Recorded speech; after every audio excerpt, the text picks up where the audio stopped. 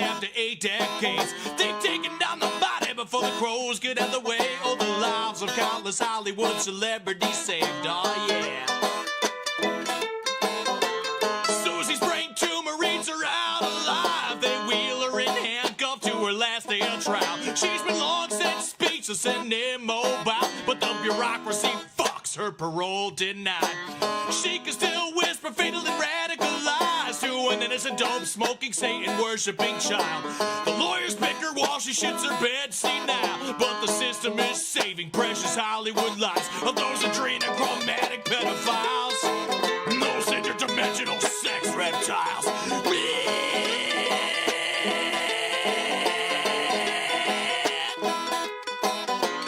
Some lucky inmate in the next cell block is the sodomized Tex Watson with the handle of a mouth. At this point, it slides in easy like a knife in the gut of the bloated, pregnant belly of the Antichrist mom, cutting short the unborn life.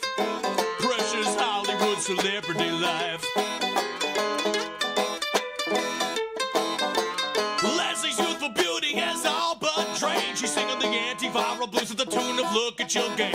Long gone are the days of this queen of the prom. Back then, you might have thought that she might still become a precious Hollywood celebrity, but that was all the way back in the 60s.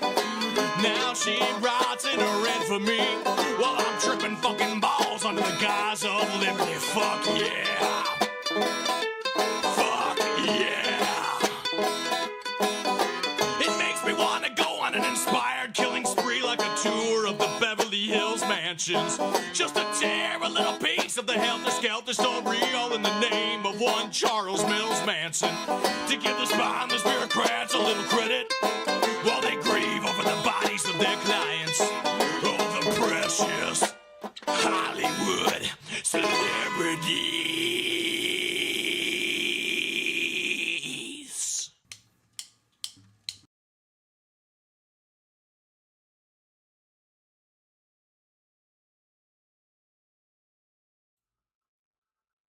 Alright, let me move my mic closer to me so I can actually be heard pretty decently well.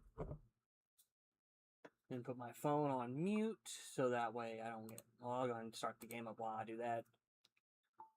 Just because I don't want my... If I get a call while I'm streaming, I don't want it to, like, the ringtone start blaring into the mic. Okay.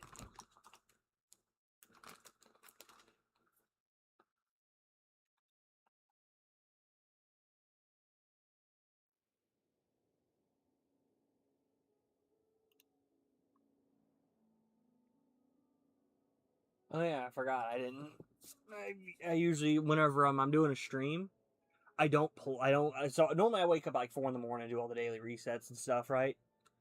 But whenever I'm streaming a game that week, well, that day, I don't do it till the time of my stream. And then if it's something I'm going to stream that week, I don't do it till that day if it's a weekly thing. Like for example, on Zenless, I don't do the hollows. If like let's say for example, I'm set to stream Zenless on a Wednesday, right?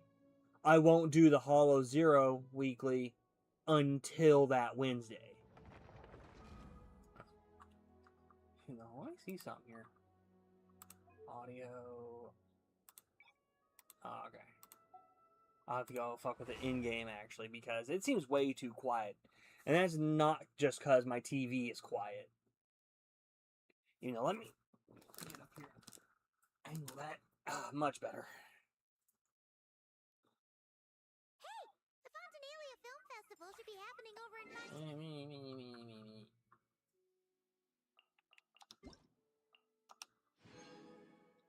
Cool, cool. That's why.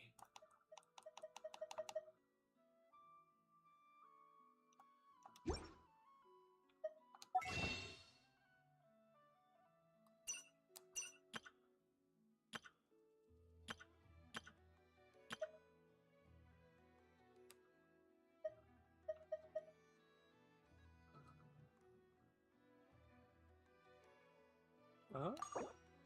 Ow.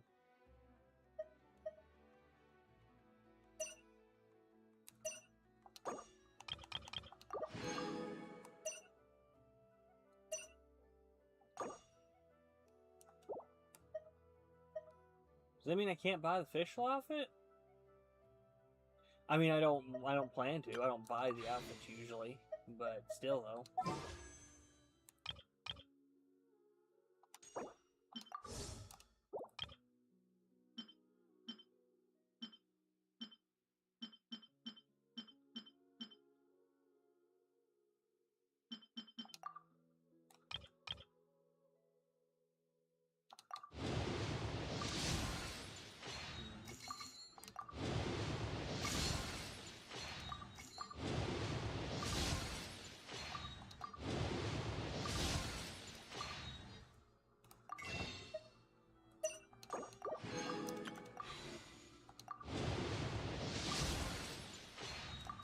Bah, and I cannot express this enough. Humbug.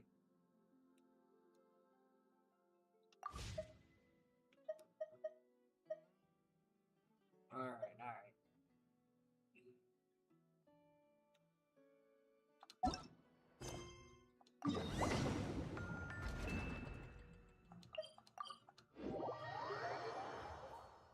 Oh, someone send me something. Let's head over and check it out! Maybe there's even something we can help with! We'll check it out, just not right this second. Anyways, I'm gonna have to do this.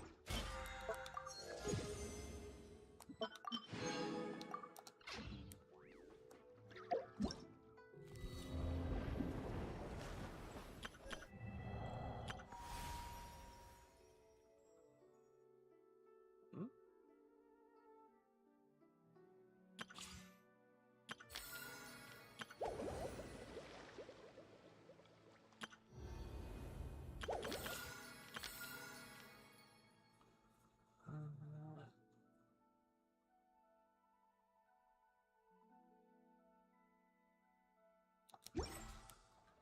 We'll come back to that.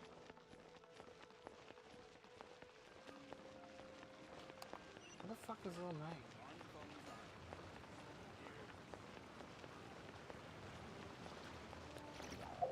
What's the... Oh, it's because I gotta go. I'm gonna go claim that. Yeah, that's not bad.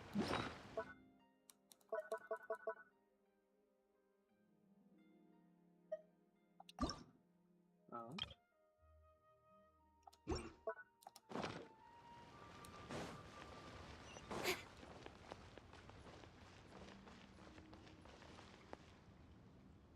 Hold on, I'm seeing something here real quick.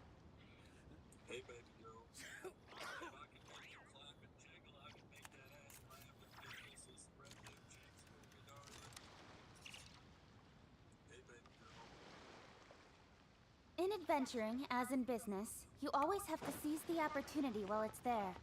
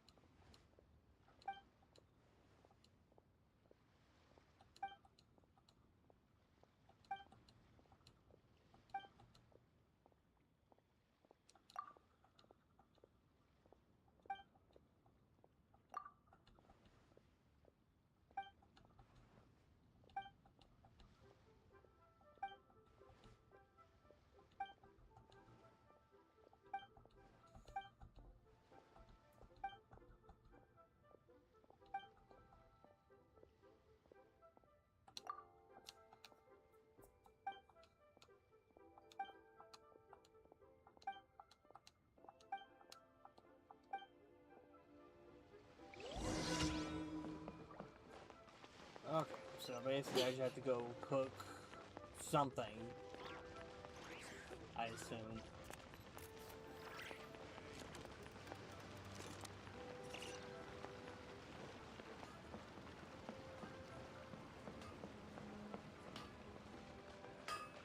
Seems weird to make me have to go through this bass-ackwards route to get there.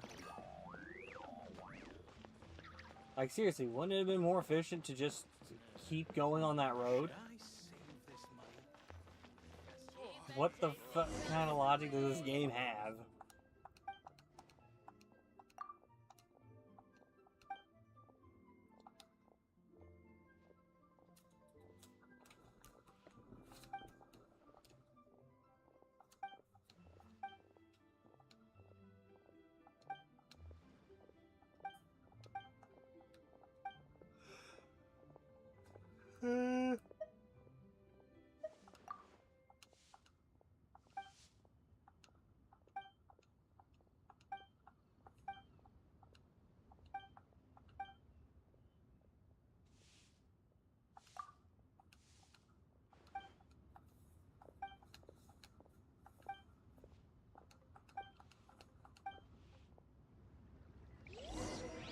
Okay, so give the... Oh, okay.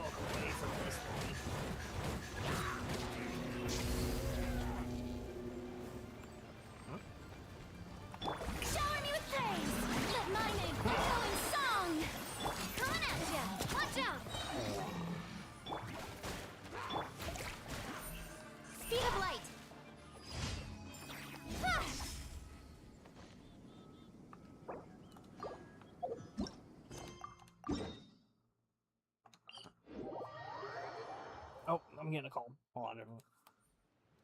Hello?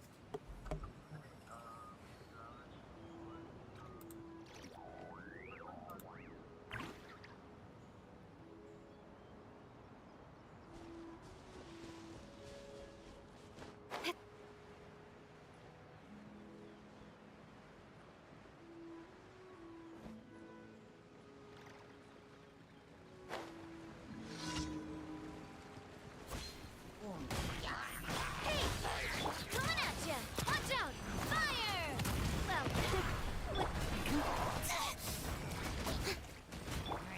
incoming! Nowhere to hide.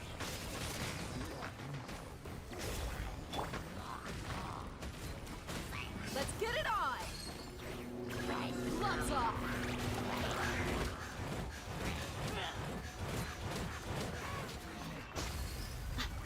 Watch out! Don't blink! Attack! Time to shine!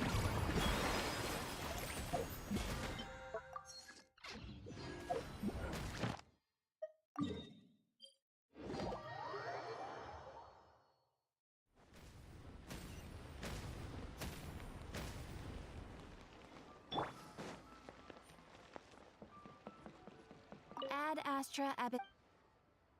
Thank you for complete. Ad Astra Abyss.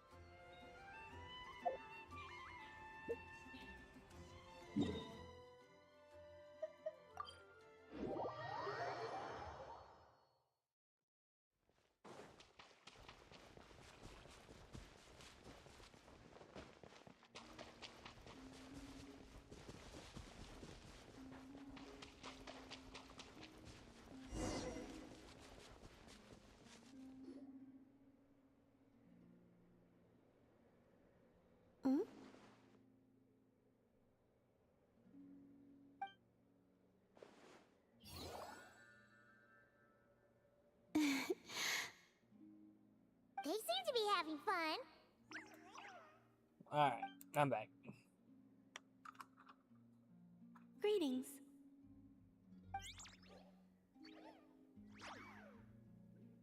Greetings to you too, Luanatar.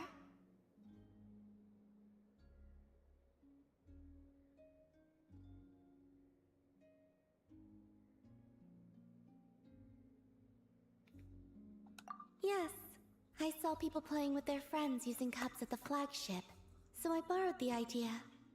They would place a gemstone under a cup, then quickly shuffle the cups atop the table. Upon stopping, they would have the other player guess which cup the gem was under. The Kuhenki loved the feeling of spinning about while wrapped up in cloth, so I used Miss Mage's hat as a reference and made some improvements. Wait, so you went to the flagship? Did anyone recognize you? Some did ask, and I said, I'm dressing up as the moon goddess today. I look just like her, don't I? Wow! You've really taken that trick from Moonprayer Night and ran with it! Well, not entirely. But they didn't talk to me afterward either. Was my acting not natural? I'll keep practicing somewhere else next time. Why does it feel like someone learned all the wrong lessons?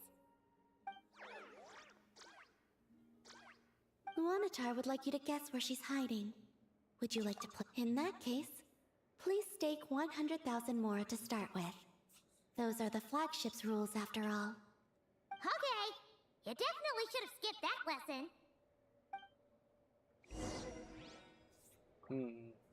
We're about to begin.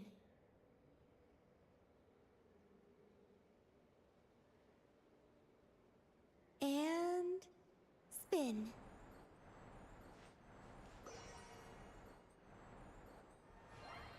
Can you guess where Luonatar is? Bingo.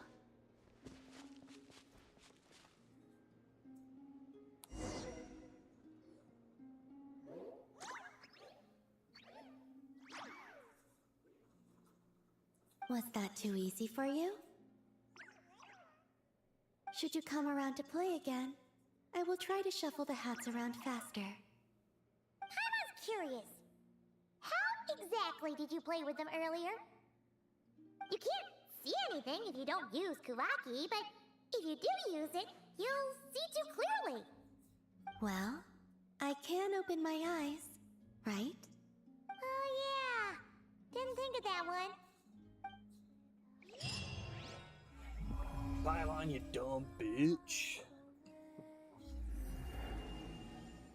I'll say honestly, with this part of the game, I've kind of warmed up to the new VA for Paimon. At first, I was kind of like, I didn't mind her. Like, what the fuck is the? They?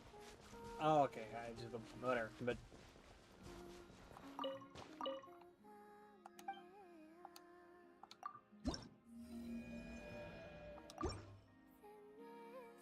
all right.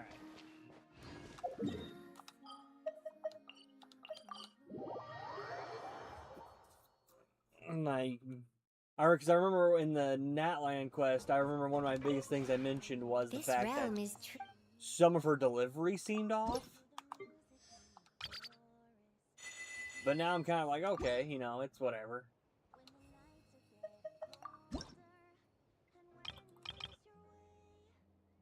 Oh.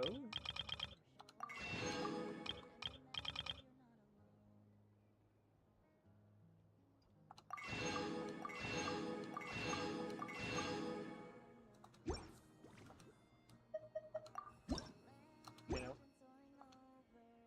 If you ever have it.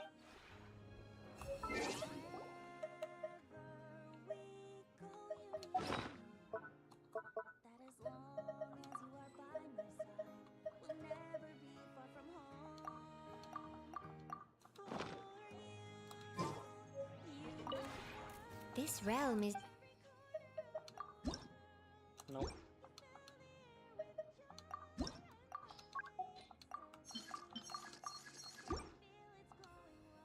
If you ever have any.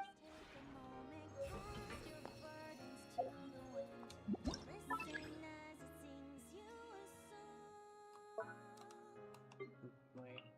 I'm gonna scroll to the end, but I'm pretty sure that's an indoor set, actually. Yeah. Also, don't judge how my teapot looks. I don't really care about the aesthetics. I just kind of shoved everything as much as I could into one spot, so I could earn as much of the teapot currency as possible.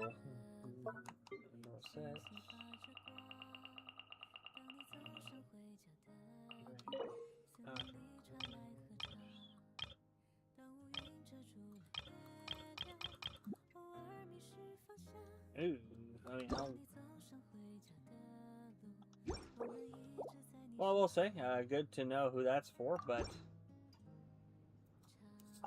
there's a non-zero chance I'm not getting her this update because I really want to see Lolly. I wanted her ever since ever since I first came across her in the main story, and then the last banner that she was on, I didn't get her, right?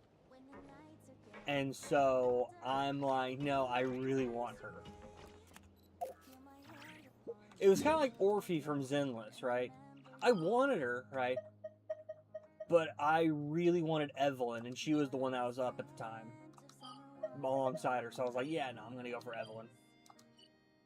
No, wait, let me see something here. I don't remember what character I picked for my, I think it was a Fontaine character. Yes, there it is. Exactly what I was looking for. Hopefully it's not a rerun of the last one. But I'm not fully opposed, because I just like Lynette. And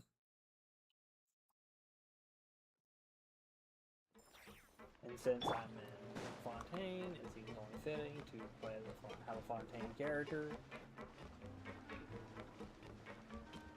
I have a sinking feeling though it's gonna be a replay of the last one, where she was like, it's not gonna count. Next turn counterclockwise twice.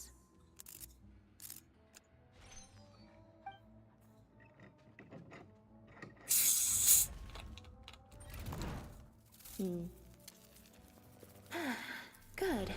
It's broken. Fine, thanks. And you? Assisting the flow of Sandra residents. They've received some discarded machinery lately. The plan was to dismantle everything and sell the parts, as usual. But some would never power off normally. This one kept randomly restarting in the middle of the night. They'd clatter all around, terrifying anyone out at night. Someone even got so scared they fell into the water and nearly drowned. Lenny happened to come by for a magic show and promised to help them out. He only knows how to fix machines so they work, not how to fix them so they break. But I do.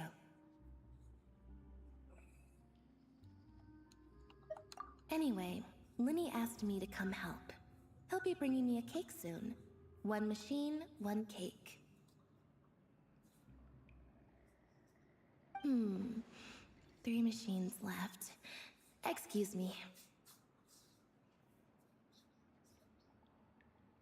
The reward for the next machine is a berry cake. Berry jam filling, a tart sugar syrup glaze with a ladyfinger base, and decorated with mint chocolate.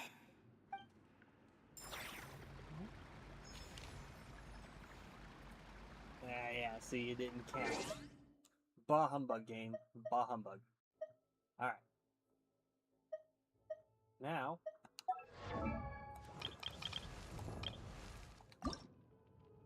We'll come back to that. I don't feel like doing all that right now.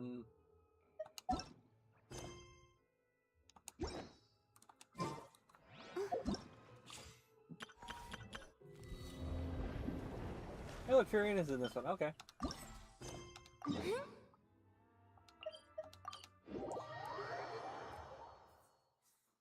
Being too popular can be such a hassle. Who knew the people would adore me so much?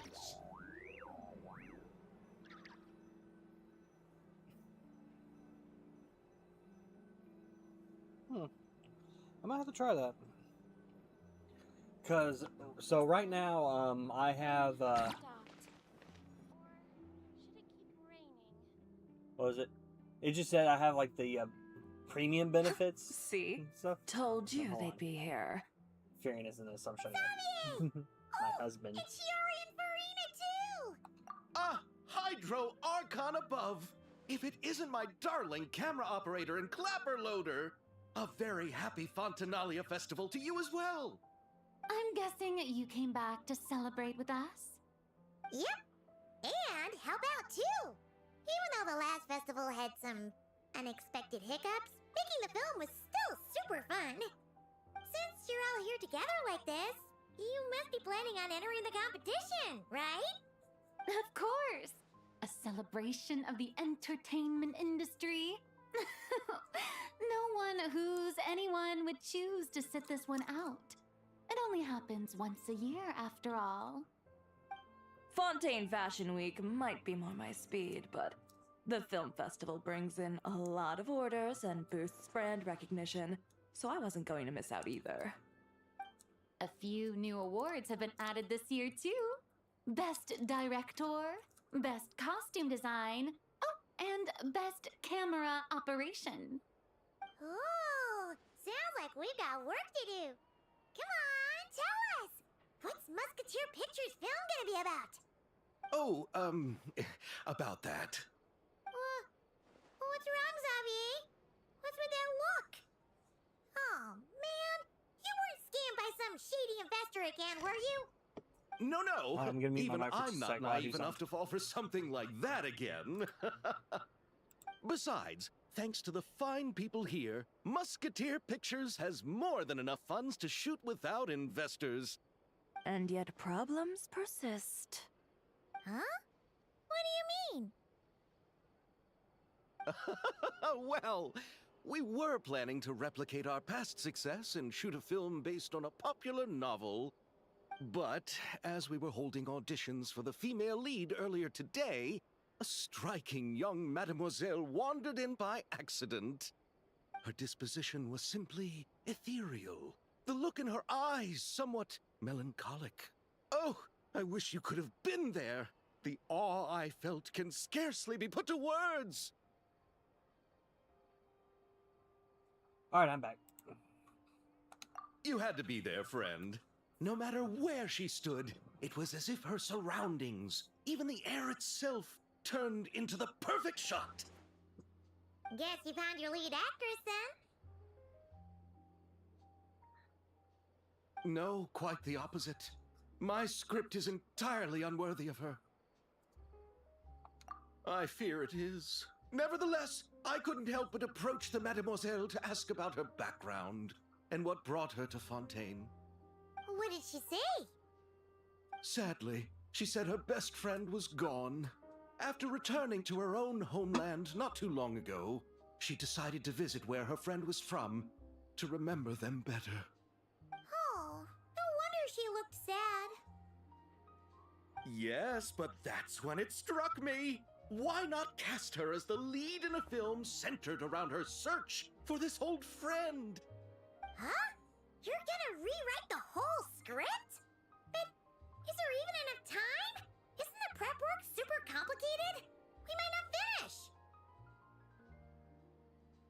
Think about the difficulties we faced with the two Musketeers. We had to start from scratch back then, too. I'd say we're ahead of the game this time. Guess so, but Don't worry, Paimon. Chiori and I have evaluated the proposal, and we support Xavier's decision. I won't really need to start on the costumes until the cast is finalized, so it's not too much extra work for me. Oh, fair mademoiselles. How can I ever thank you? Finishing the script would be a start. You know, compared to a commercial popcorn flick, I do prefer the idea of shooting a more artistic film. One that leaves a profound and lingering impact in the hearts of the audience. I agree. True trendsetters are the people who dare to go against the grain. wow! Leave it to Director Farina to have a vision. Honestly, though, the artistic passion of everyone at Musketeer Pictures is inspiring. Anyway, now that we've heard so much about this lead actress, Paimon's gotta know who it is!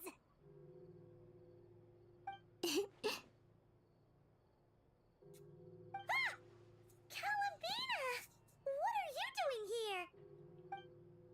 Hello. I was just walking past when I heard you talking about me, so I came over. Huh? You know Miss Columbina? Of course!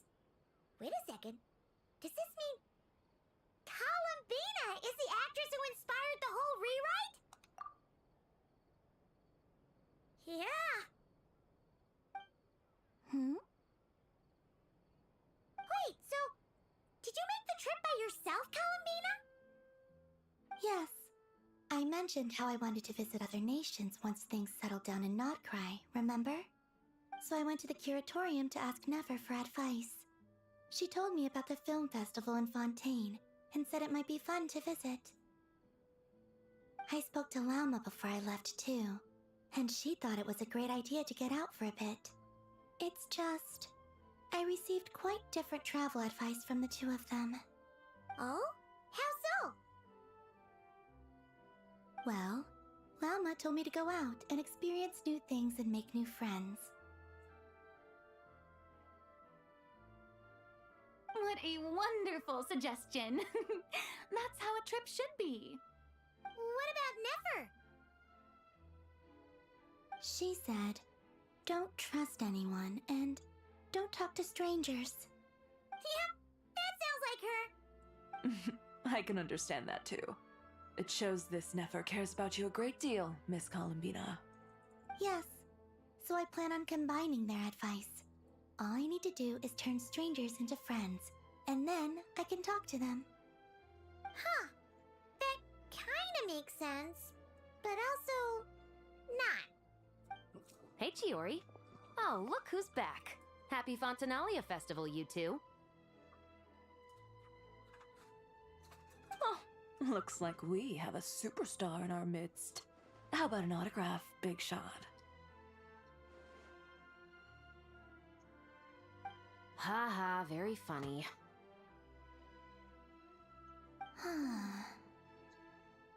All settled then? Yep, the Duke gave his blessing, and I cleared it with the Udex. During the festival, inmates with good behavior will get a chance to spend some time on the outside. Under the stringent supervision of the Special Patrol, of course. Risley! It's been a while! Happy Fontanalia Festival! Does that mean Veronique and her brother will be at the festival? During a specific window of time, sure. Doesn't hurt to give the inmates something to look forward to. A little sun'll do them some good, I think. This is a friend from your travels, I'm guessing. Thought I heard something along those lines. Right! We should make some introductions, huh? Chevros, Risley, this is Columbina, a friend we met in Nocry. Welcome to Fontaine, Miss Columbina. I bet the weather's been quite an adjustment.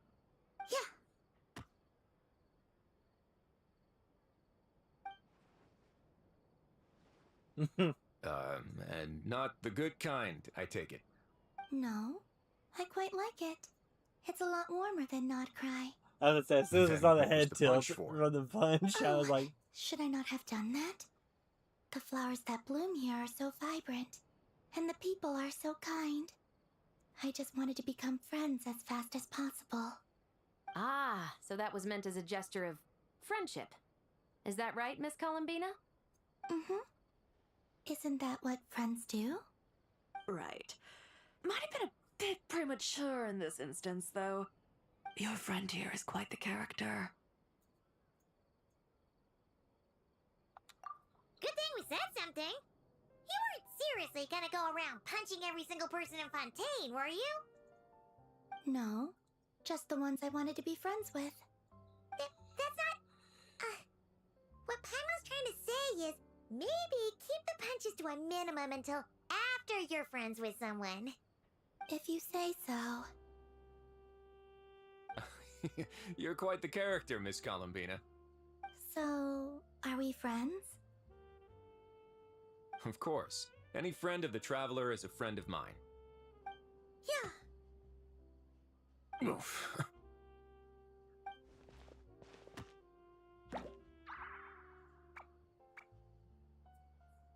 When it comes to friends, you sure know how to pick 'em. So Miss Columbina is the lead actress I've been hearing so much about. The whole thing about her aura is starting to make more sense.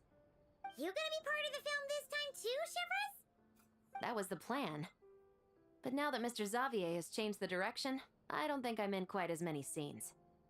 It's all for the best, though. A different crew asked me to help consult on some of their musket work. Oh, sounds like our trusty musketeer is as popular as ever. I'm just going where I'm needed. I'm more than willing to help with whatever this production needs as well. Ah, well, speaking of, would you happen to know if there are scenic locations around the court of Fontaine that other crews haven't booked? The festival's pretty popular this year, so there's not a lot left. You might just have to talk it over with the other productions and see if they'll let you squeeze in here and there. I see. Having trouble finding a filming location? Yes, we made a last-minute decision to go down a different route, so the indoor locations we reserved are no longer a good fit. And it looks like all of the best outdoor spots have been taken. You know, I might know a place. Good views, good atmosphere, and no production team has snatched it up. That sounds perfect! Where is it? You want me to reveal it just like that? Come on, let it be a surprise. As much as that sounds riveting, I think we should divide and conquer. You go do that, and Director Farina and I will take Miss Columbina around the city to discuss lighting and styling. Is that all right with you, Miss Columbina? Traveler?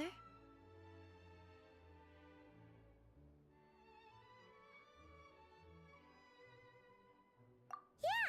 Everyone here is our friend! So don't worry about a thing and just focus on enjoying your trip. Okay.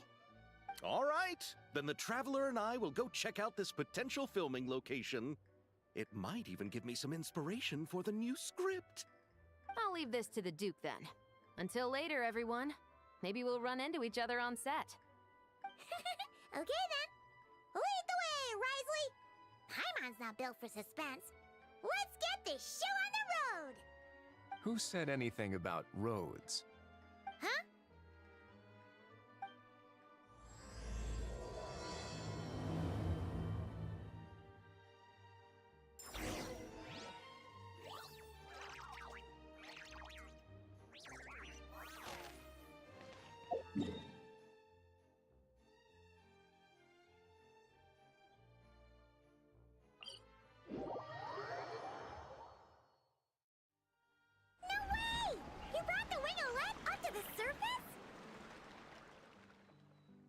It'd make quite the grand backdrop for a film, don't you think? Paimon's more focused on the fact that this thing is supposed to be underwater, inside the fortress of Mirapede. True. And keeping up with the maintenance on a vessel this big is a lot of work. It takes a crazy amount of manpower just to keep it up and running. Oh, Paimon kinda thought it just sat there until you needed it. I wish it were that simple. The truth is, the maintenance costs on this thing are substantial, so we decided to rent it out during the festival to earn some extra mora. Besides, the inmates are the ones who keep it in good shape. Seeing the fruits of their labor put to use is a good form of social rehabilitation for them. Huh, you've really thought this through. What you think, Xavier? Is this a good place to shoot? Ah, I've got it! Good messieurs and mademoiselles, I've got it! Gonna take that as a yes. The beginning is the hardest part, and the opening of this film has been eluding me, but now I know just how it should start. Glad to hear it. Thanks for bringing us here, Risley. Don't thank me just yet. This isn't quite a done deal. Huh? Not a done deal as in someone already rented it out?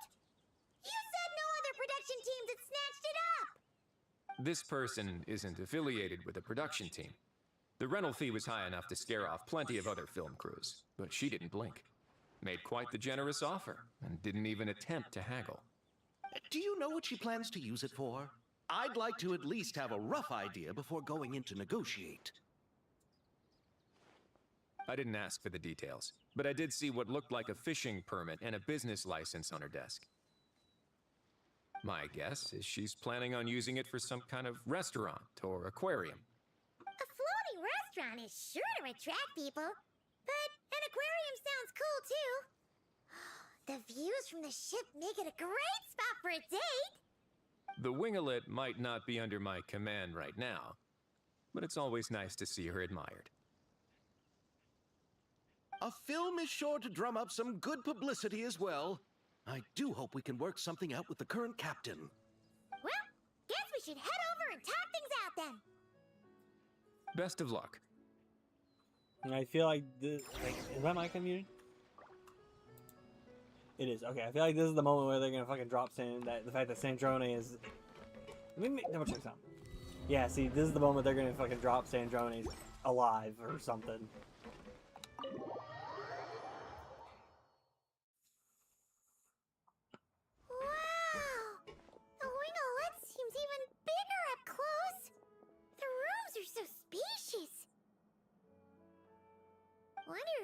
rented it out.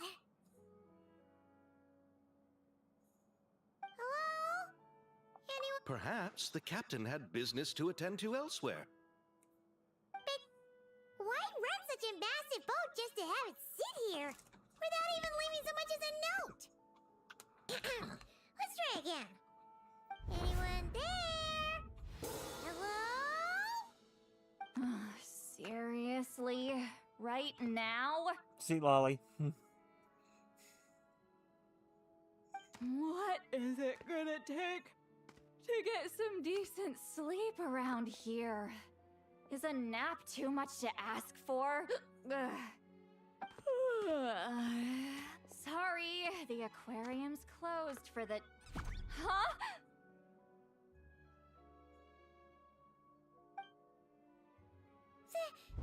See, Lolly? Traveler! Paimon! Hold on!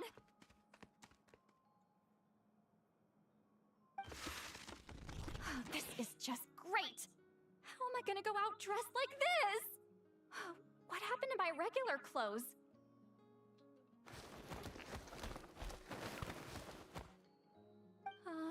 The wash! I put them in the wash after I drank too much and fell into the fountain. Oh, this can't be happening!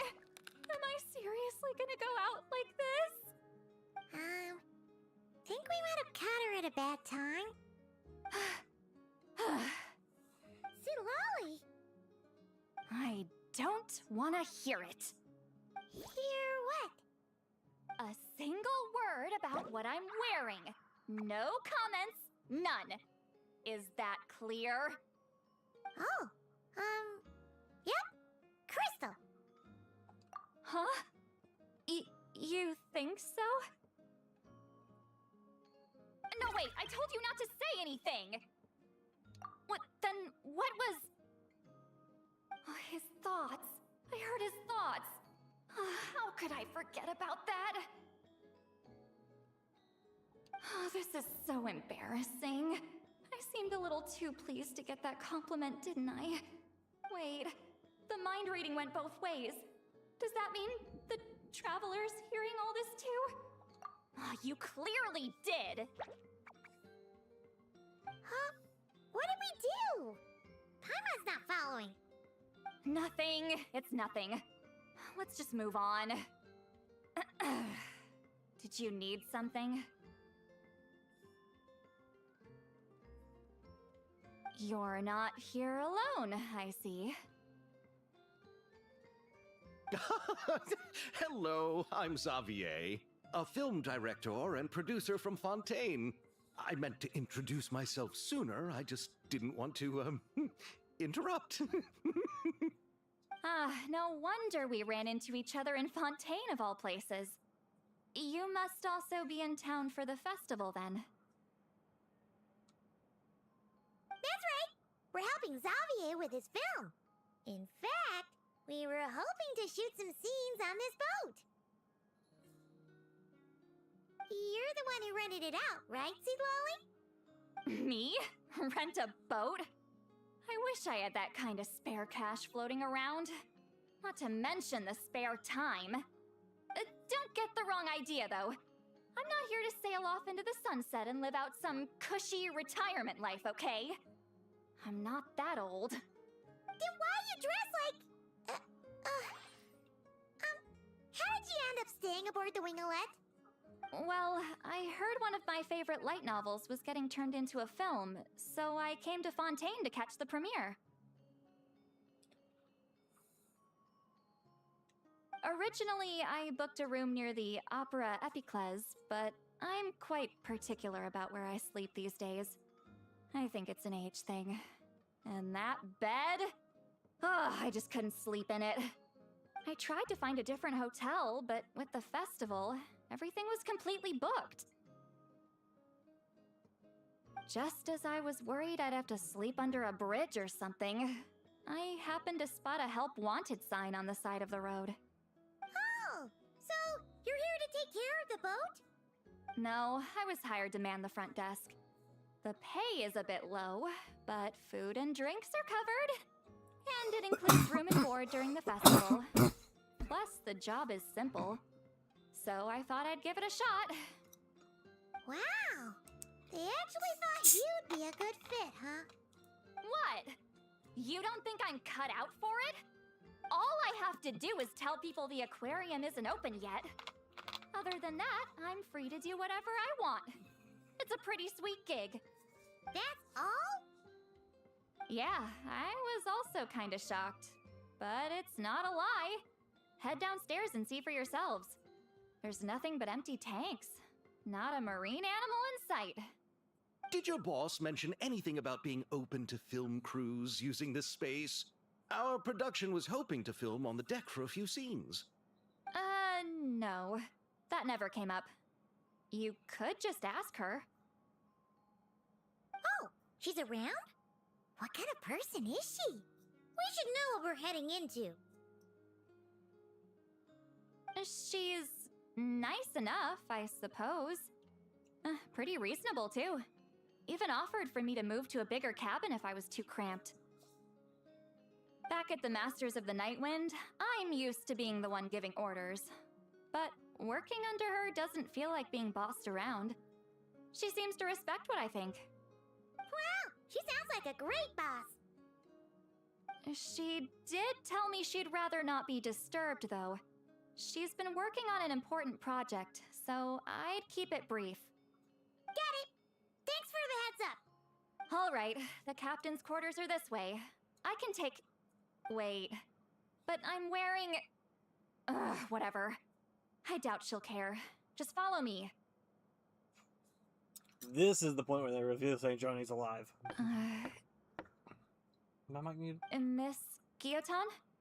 These visitors were hoping to ask you about something.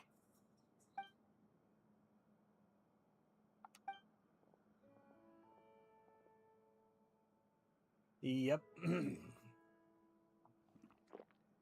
I thought I said to limit the interruptions.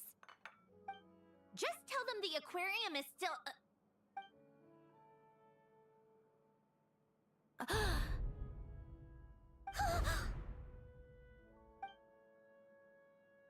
Sandrone? You're here! Huh? You know each other? Are you okay, Sandrone? Do you still remember us? Everyone was so upset after what happened. We all missed you so much.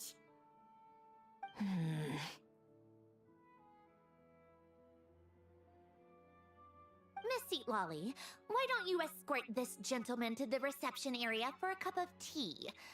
I have something to discuss with these two in private. Ah, I see. Right this way, Mr. Xavier.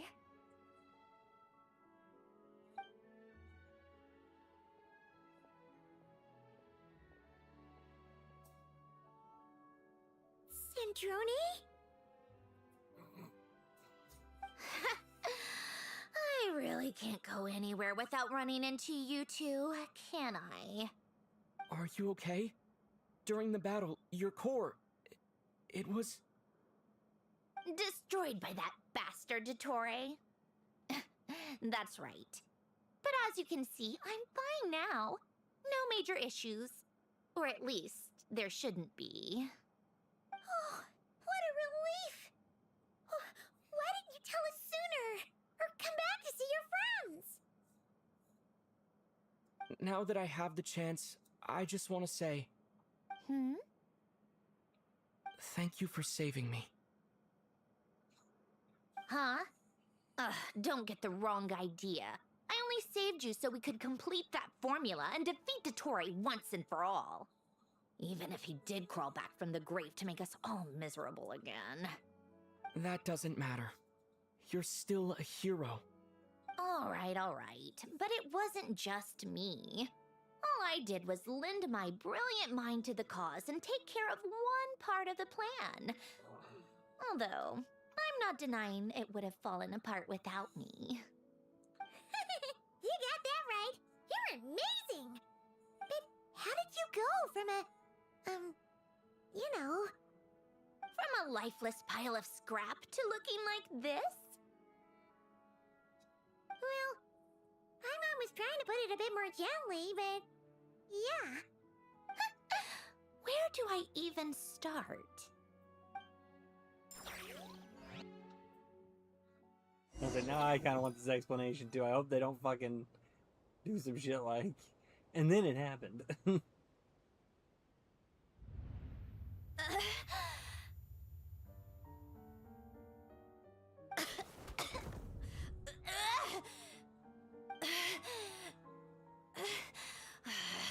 Curse it all! Where am I? Did we do it? How much time has passed? I'm not in one of that lunatic's experimental labs, am I? Wait, Fontanian decor. Books from the Research Institute. Phew. One thing at a time. Initiate self-diagnostics. Assess the extent of the damage. Cut power to compromised, non-essential components. Then reconstruct available action modules. Severe damage to the core. Dottore, you bastard. Polonia?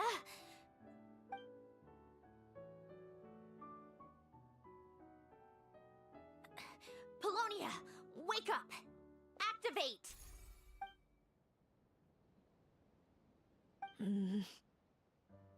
You're in even worse shape than me.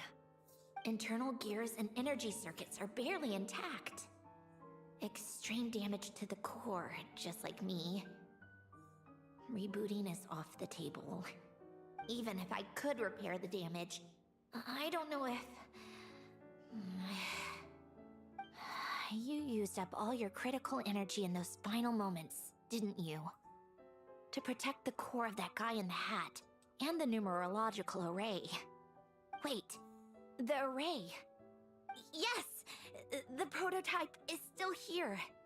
But can I even run it in this state? Whatever. I have to try. I just need to confirm one thing. Activate the numerological array. Connect the computing core to my body. Just like I thought. It needs too much computing power.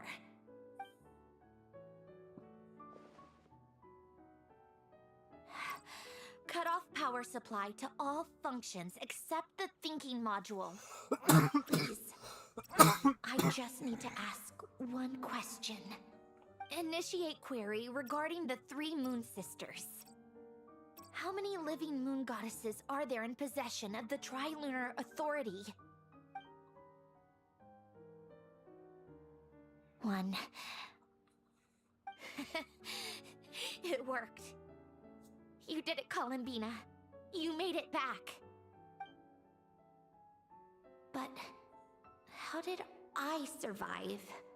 The self-diagnostics showed damage severe enough to shut me down for good. What triggered the reboot? Huh? A built-in message? Only visible after a core reboot. The final gift. Alen! Were you the one who gave me the second chance? But why now? What activated it? What is that? A vision? Wait, no. It's a stellar linchpin?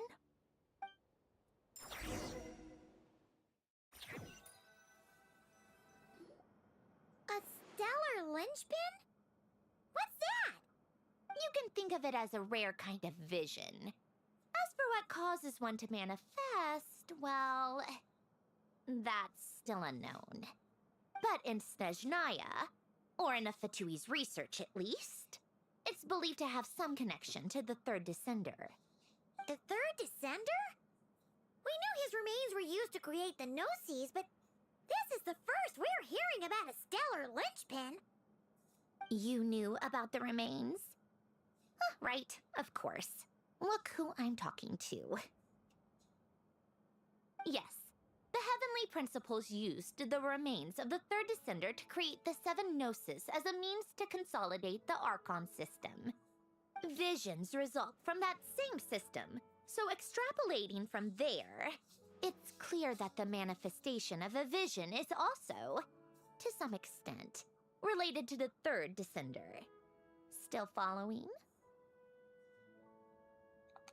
For those that wield them, visions serve as a means to channel elemental power. The same is true of stellar linchpins.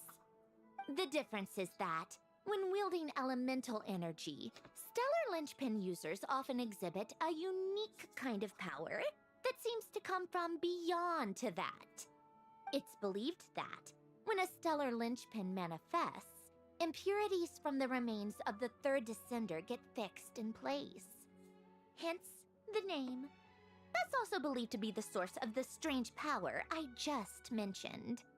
We've heard that visions can appear when someone has a really strong wish or desire. Stellar linchpins sound kind of similar, so does that mean... Huh? Oh, don't look at me like that. I've never had any grand wishes or aspirations. Just a list of things that drive me up the wall. So if you're asking why this thing appeared, I have no clue. All I know is that without it, the gift Elen left me, this built-in second chance, never would have triggered. The damage to my core was too severe. But thanks to the stellar linchpin's manifestation, it did trigger. And after my core rebooted, I was able to repair the damage to my body. I also managed to import the numerological array, along with some of Polonia's surviving algorithms, into this form. Wait, does that mean Polonia is... Yes. Unfortunately, Polonia is... beyond repair. Oh, we're so sorry to hear that. But you also mentioned something about a final gift? Yes. Elen often spoke to me about wishes and desires when he was alive. I suppose he thought there might come a day when I wished for something, and was willing to sacrifice my own life to fulfill it. So he left me a chance to start over. No, never. Elen once said I was his proudest masterpiece. That might sound boastful coming from me, but it's also an undeniable fact. After Elen died, I started studying how Polonia and I worked. Polonia is essentially a computational machine, so it wasn't difficult to figure out the mechanical principles there. But when it came to my own structure, that's when Elen, the Lord Artificer's true greatness, struck me once again. I attempted to imitate it when I created Catherine, but in the end, she turned out to be nothing more than a superficial replica. What?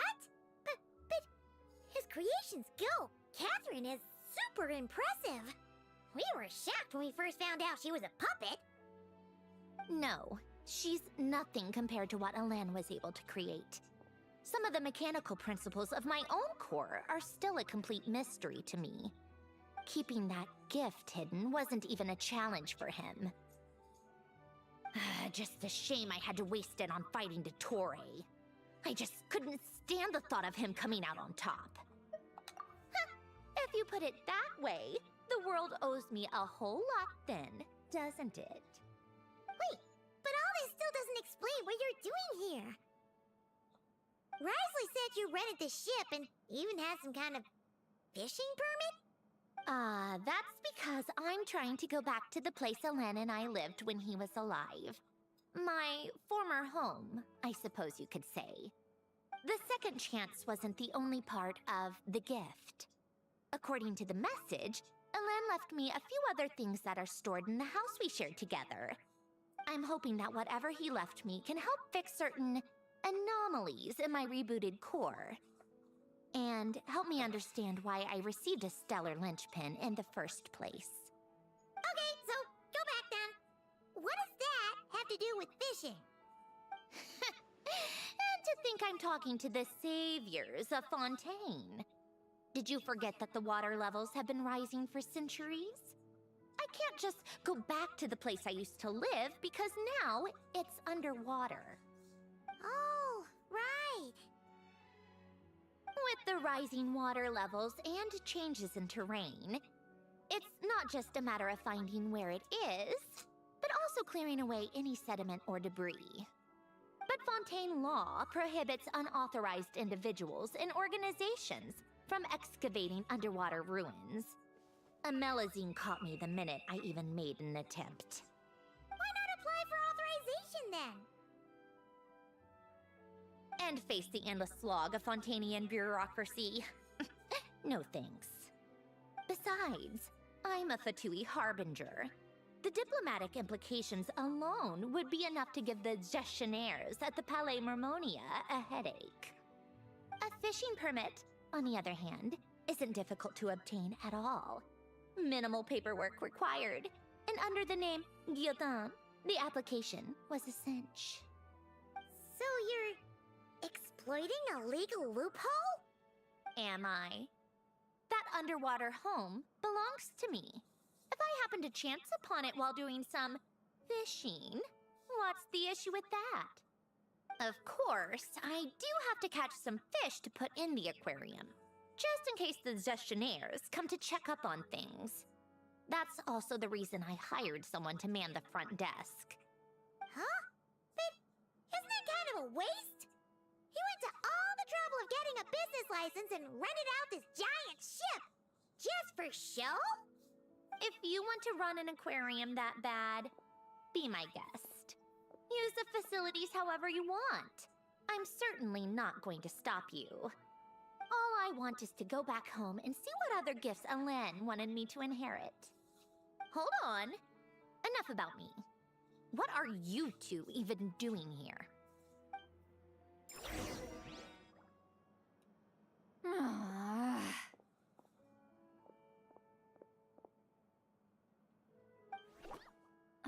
Seriously? They've been in there forever. The reaction when they saw each other was strange, to say the least. You're lucky I was nice enough to leave the room and give them some space. Back in the Masters of the Nightwind, I'm the one who gets to kick people out. I just want to know what they're talking about. Should I cast a little eavesdropping spell? Oh, no, what am I thinking? I'm Granny Eastley, the great shaman of the Masters of the Nightwind. I can't do something like that. This is just ridiculous. Making me wait out here for so long? Where's their respect for their elders? Oh, here they are. Were you back there arguing or something? What took you so long? The two of you are already acquainted with Miss Guillotin, then? Oh, yep. But don't worry, we got everything sorted. Sanjurne agreed to let us shoot on the ship, but it has to be when she's not here. When she's not here? That's right.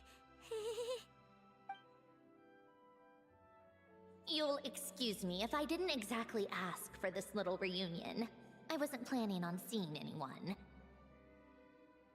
Like I said, my core is severely damaged.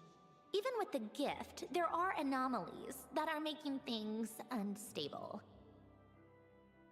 I don't even know if I can continue to function without issues. So the priority is to fix these anomalies and get answers to my own questions. Then, I can see the people that need seeing. Anyway, just let Sanjurne know when you plan to film Xavier, and she'll, steer clear. I do hope I'm not causing Miss Guillotin too much trouble. No! She just wants to keep a low profile for her own, complicated reasons. She doesn't want anyone else to know she's here. Understood. I'll be sure to keep that in mind. Oh, and see Lale? Huh? You mean Miss Guillotin? What does she want? Oh, please don't let it be about the pajamas. What? The seventh of the Fatui Harbingers? Why are you telling me all this? I asked the traveler about you, and I've decided it's best to be open in this instance. I can understand if you would rather not work for a Harbinger. Regardless, the room on the ship is yours to keep. You're an acquaintance of the traveler, and I plan to honor that. Wait, she's actually nice? It's not a problem. The captain also worked for the Fatui, and he helped Natlan a great deal. We know that there are good people among your ranks. Besides, I've been around long enough to know what it means to earn one's keep. This isn't Natlan, and I don't expect special treatment. Besides, sitting at a desk isn't exactly backbreaking work. I appreciate that perspective, great shaman. Seat Lolly. Just call me Seat Lolly. That title makes me sound so... old. Well, Seat Lolly, the traveler and I are looking for something, so we'll be heading underwater together soon. I'll leave the ship in your care while we're gone. Together? How often? Not too often. We're heading out in a bit, but I'll be available if you need something. You couldn't, go alone? I wanted to, but he was concerned about my physical well-being. So he offered to come with. Guess my mental well-being means nothing then. Huh?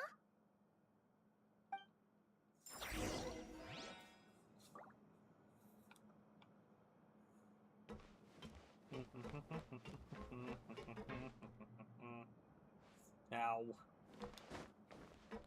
You are no fun.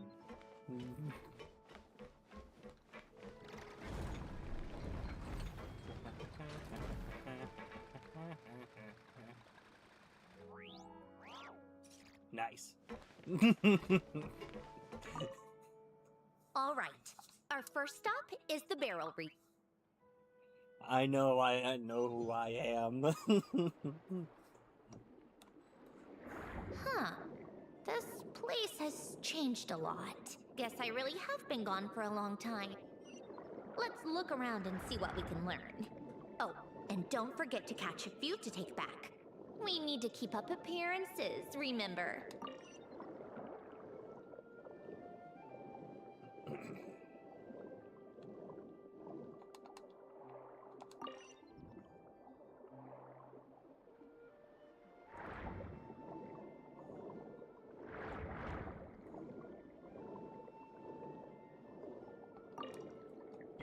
Why are you going to come?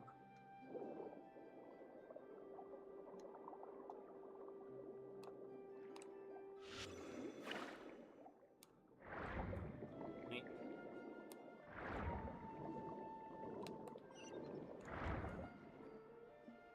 Poisson isn't too far from here, right? It's all a bit nostalgic, I guess.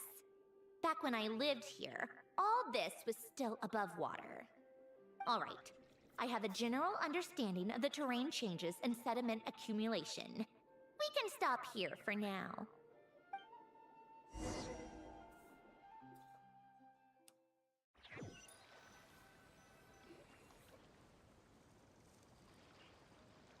That went smoother than expected.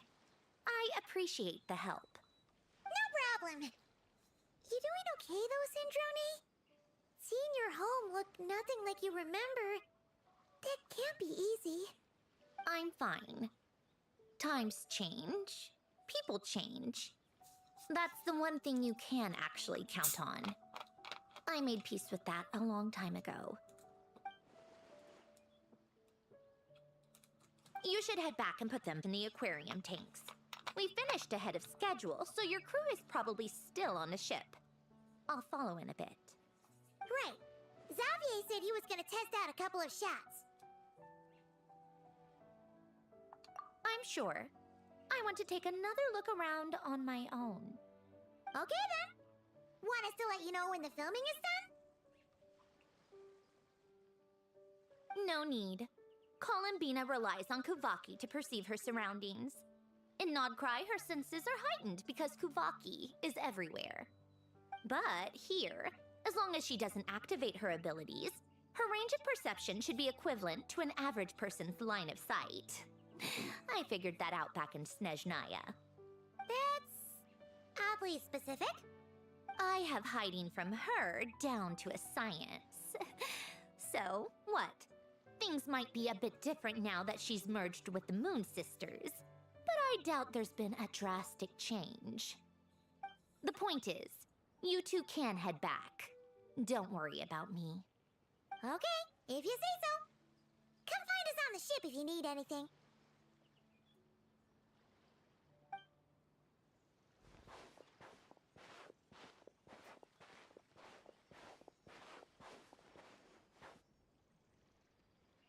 What did you leave for me, Elen?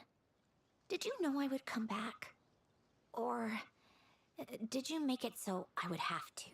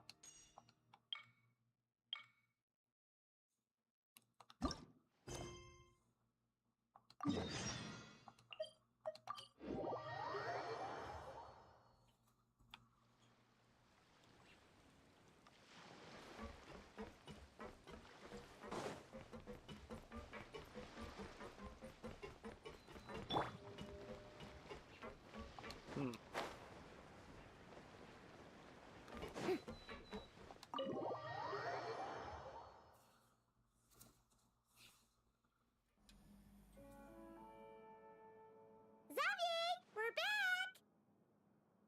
Shh! Quiet on set! They're filming over there. Oops, sorry.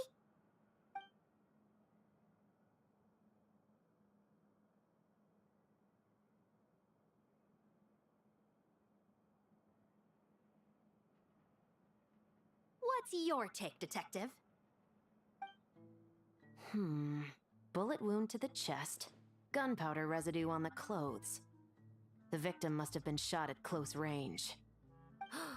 You think it was someone they knew? Yes. It's possible the suspect arranged for them to meet at this very spot. A reasonable deduction. But you're overlooking a crucial clue. What?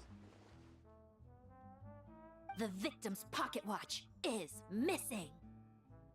And cut! I think we got it! Good work, everyone! Phew, finally. Acting was nerve-wracking for me when I first tried it too. Just loosen up, and you'll get used to it in no time.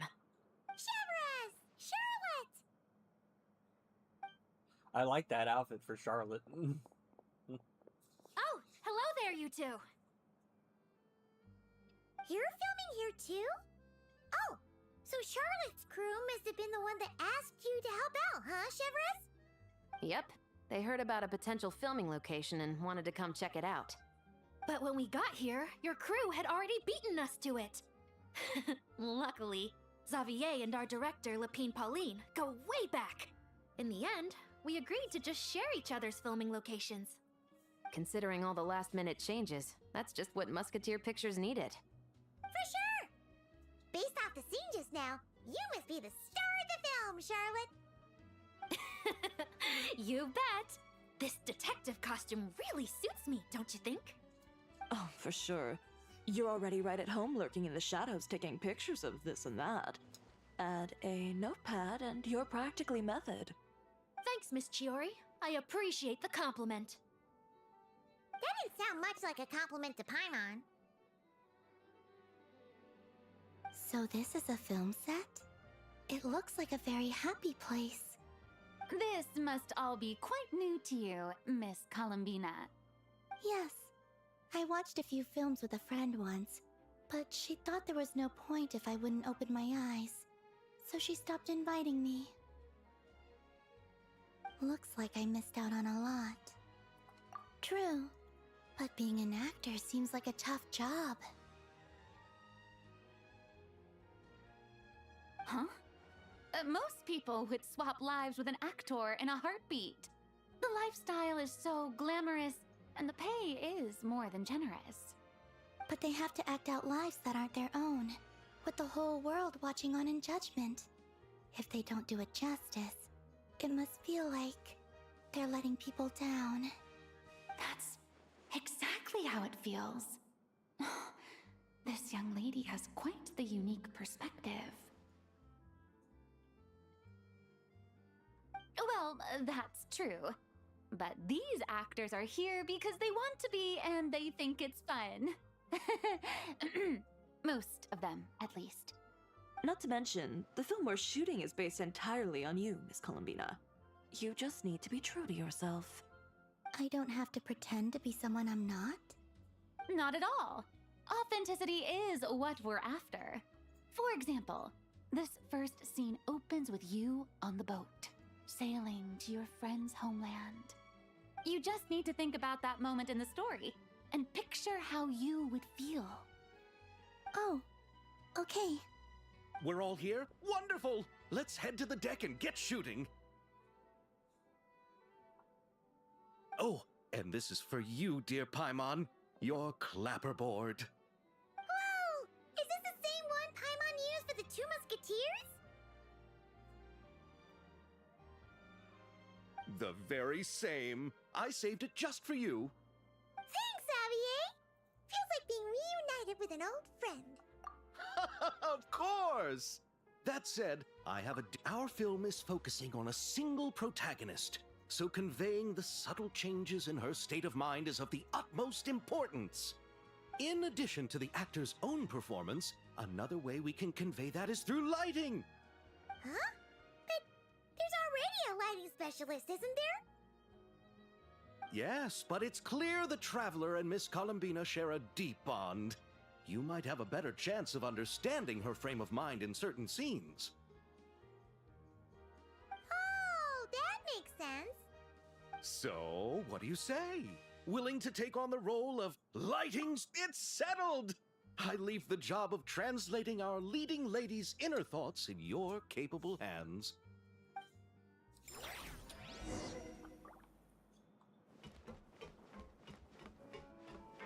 Wait. Am I supposed to go outside?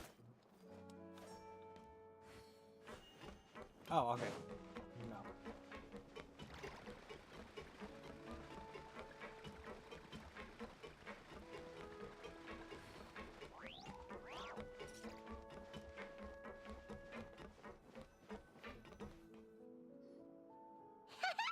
Paimon's having a bunch of fun filling up this aquarium. Since Sandrone doesn't mind, we should definitely catch some more fishies and make this place extra beautiful. Hey, you two. Come over here. Huh? Is everything all right? Here. This is for you. What is it? It's an underwater mobility device I've been working on. Huh? Wow! That's so kind of you, Sandrone. It's just a simple mechanical device. I saw the way you were catching fish and... how should I put this? It seemed somewhat unsophisticated. To be perfectly frank, I found it quite difficult to watch. Was it really that bad? It was inefficient, unskilled, and completely and utter. No need to apologize. Everyone has their own ways of doing things. But seeing as you plan to keep adding to the aquarium, it might be best if you use this device. The waters of Fontaine are home to more than just harmless ornamental fish. There are plenty of predators who could do you some real harm. This device, all right. Oh, and if you're going for a swim, go now. And don't forget to tell me what you think of the device. I can always make more adjustments if you have any feedback.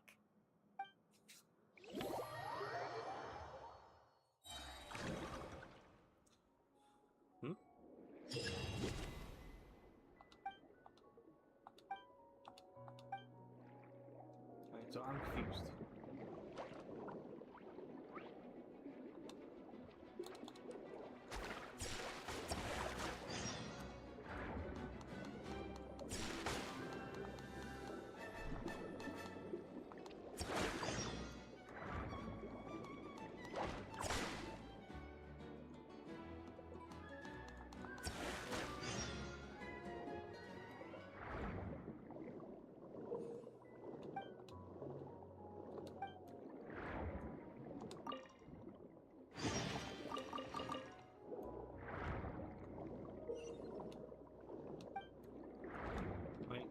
think. No.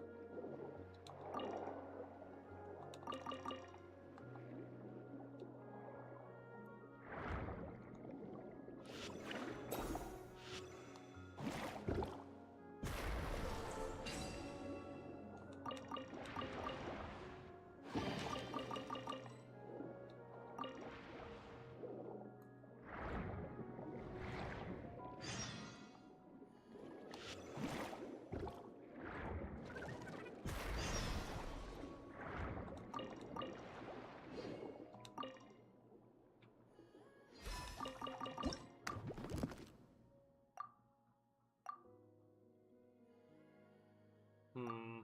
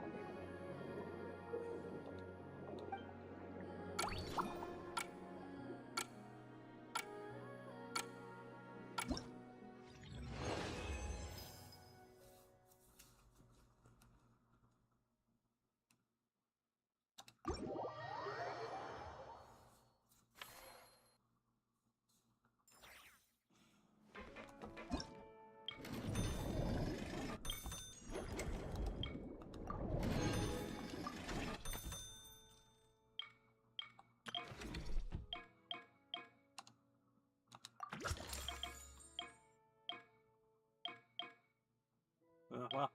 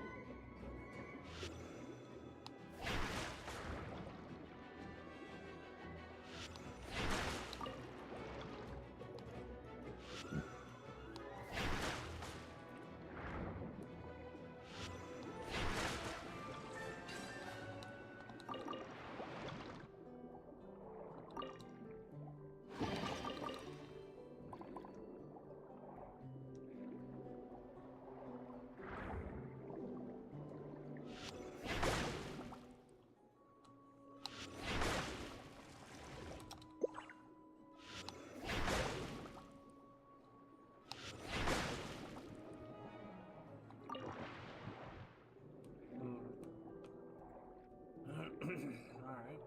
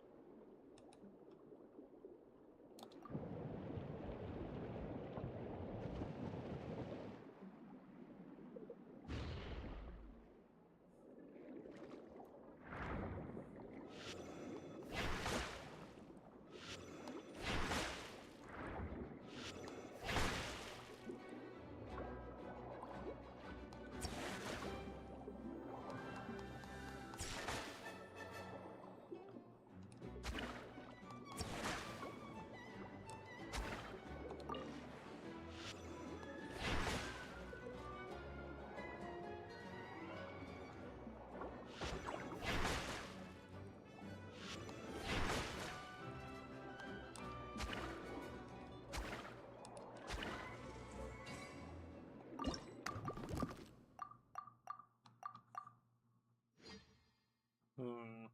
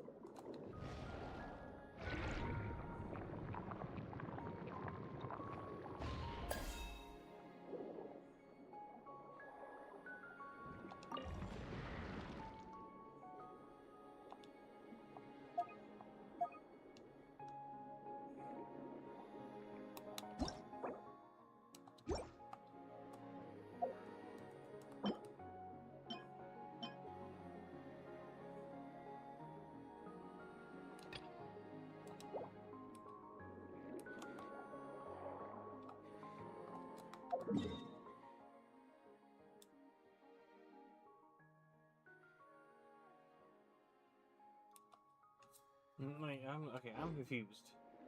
Disney tells you find the corresponding location on the map.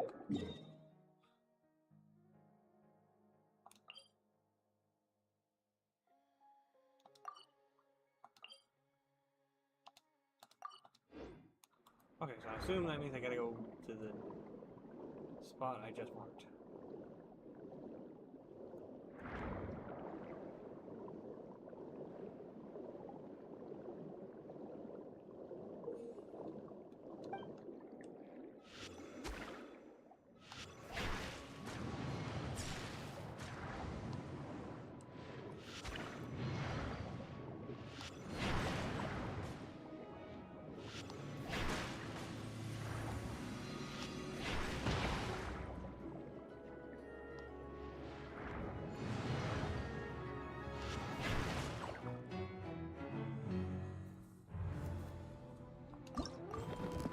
Damn it.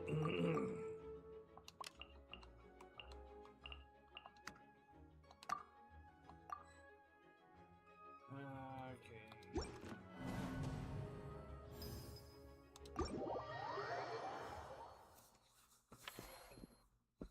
That's annoying and lame.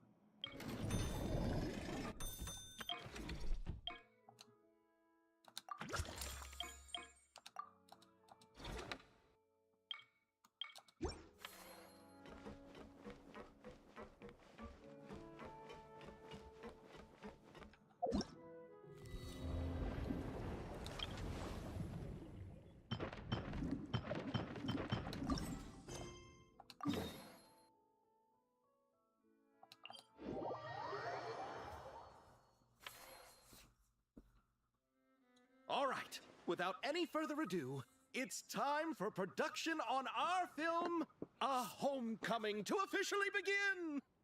Turning it over to you once again, Director Farina. All right. Positions, everyone. Camera operator, clapper loader, get set up. Let me know when lighting is good to go.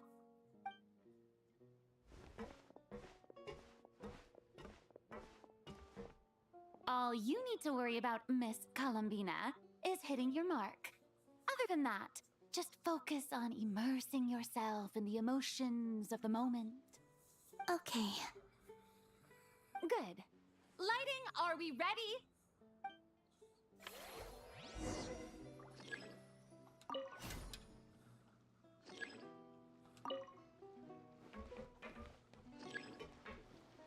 Wait, hold on, okay.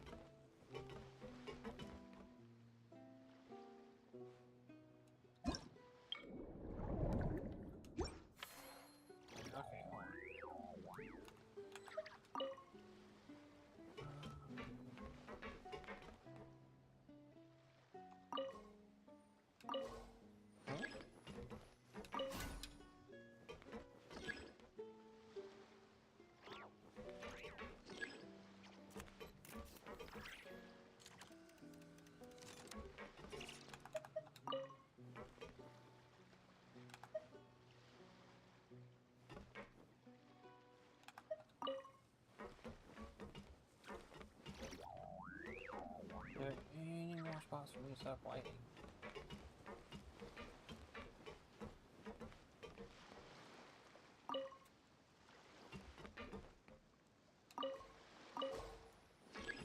I'm so confused. Like, what am I supposed to do? Yes, I'm at the camera to check the result.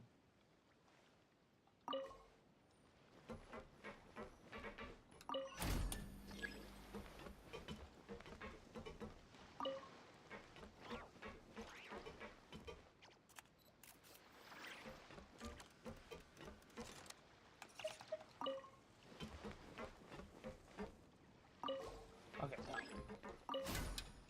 Soft light. Bright light.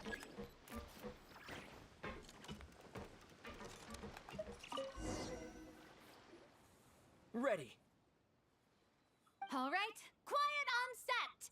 3, 2, 1, action. This is her homeland. Columbina. Cut! The emotions I'm looking for were definitely there. Let's just try to keep it a bit more natural. Oh, but definitely keep that gesture at the end. I loved how real it felt. You looked genuinely moved. All right, if you're ready, let's go for another take. Miss Columbina? That presence. It kind of felt like Sandrone.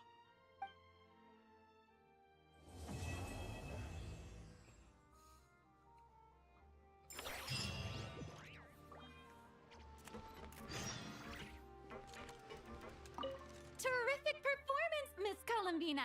Truly excellent work. Thank you, Director Farina. You really don't mind me not taking off my eye mask? Not at all. Xavier and I already talked it over. The character is based on you, so there's no need to change what you're accustomed to doing. Besides, the mask could become one of the defining traits of our film's leading lady. Just like you suggested, we'll leave the reveal to the more important moments.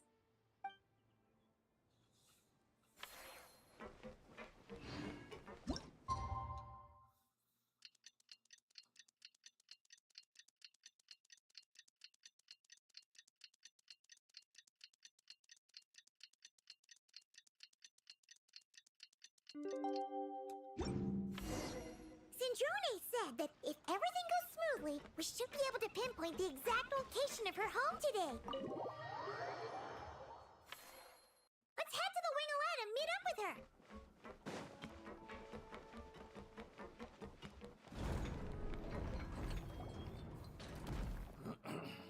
Ah, you're here.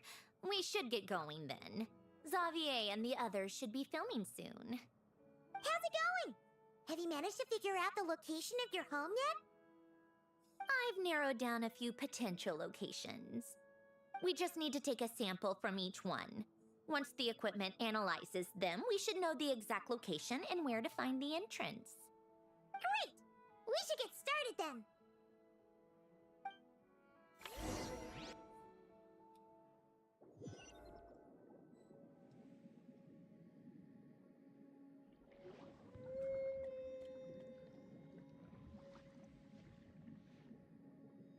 That's a boat. All right, let's get a move on. That should do it. Let's head back. The filming should be just about done. We made good time. We might even know the location by the end of the day. You sound pretty happy about that. Do I? I suppose I've just had enough of these anomalies I've been dealing with. The sooner I can fix them, the better. Anyway, enough chit-chat. We have work to do. Oh, but let's head in through the side door. I don't want to run into the crew on the deck.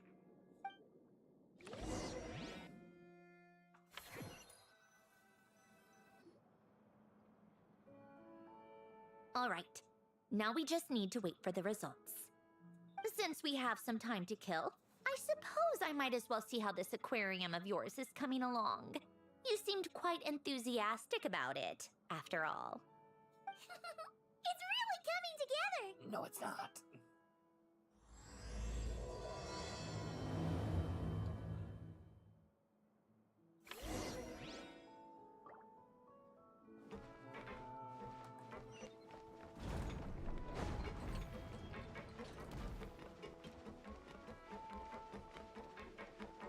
You can see him be like, wow, you really didn't do shit. Oh, kind of impressive, actually. These must be the ones we caught the first time we went underwater. Like it? It's fine, I guess. Nothing special. Come on! It sounded like you really liked it just now. You're that proud of it? Is this a sense of accomplishment or something? Well, yeah. And it's pretty. You know it's gonna be gone soon, though, right? What do you mean? After the festival, this ship will be returned to the fortress of Meropede, and this aquarium will be no more. So?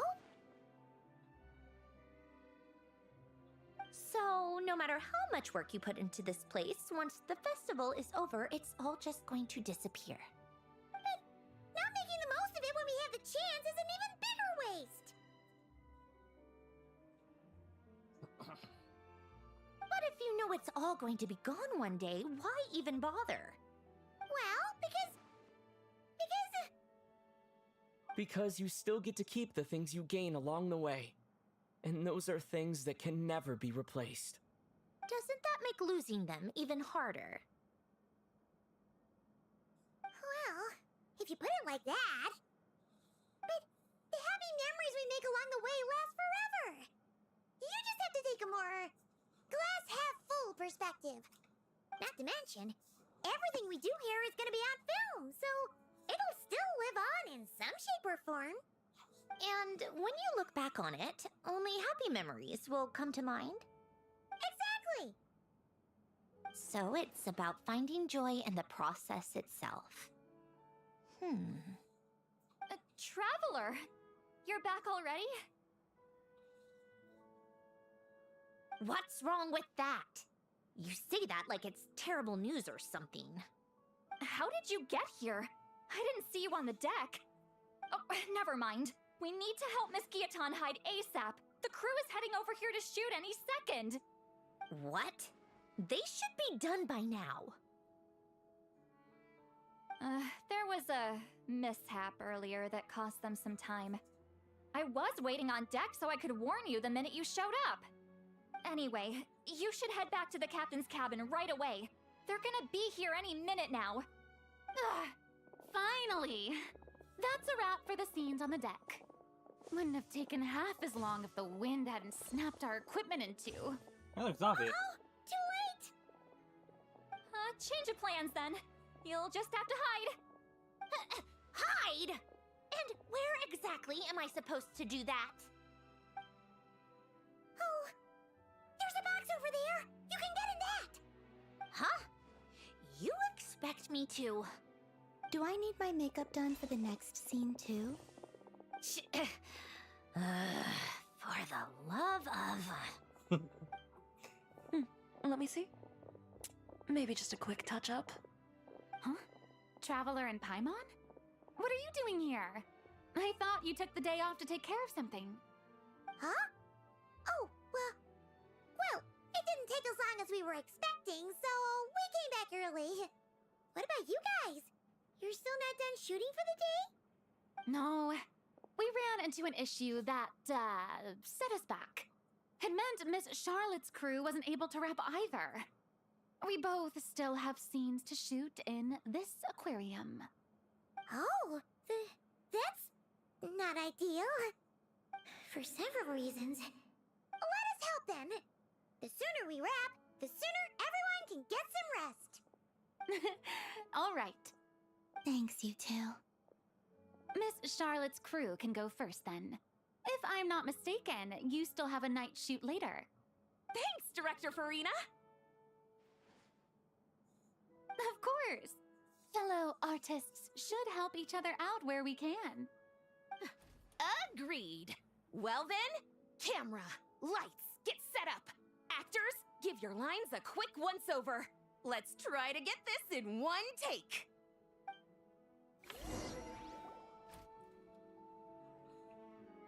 All right, places, everyone! And 3, 2, 1, action! So, the story ends like this.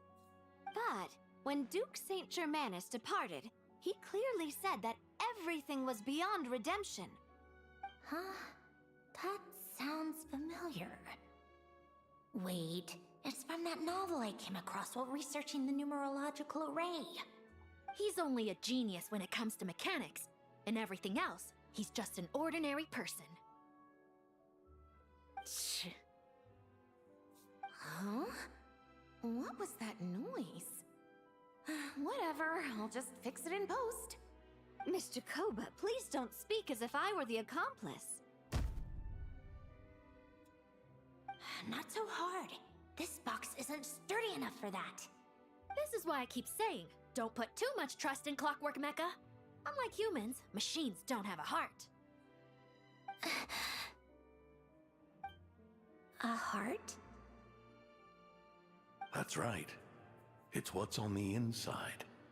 It's also referred to as someone's soul, or likened to free will. You can think of it as a person's core, what makes them unique. In general, though, people don't believe machines are capable of having a soul. You said my emotion module was faultless. It is, but that's not quite the same thing. Do you think I have one then? A heart? I don't think so. I know so. The question is, do you recognize it within yourself?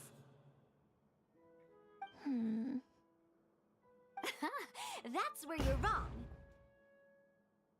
I can't believe this. Forcing me to hide in a box and listen to this drivel. Me.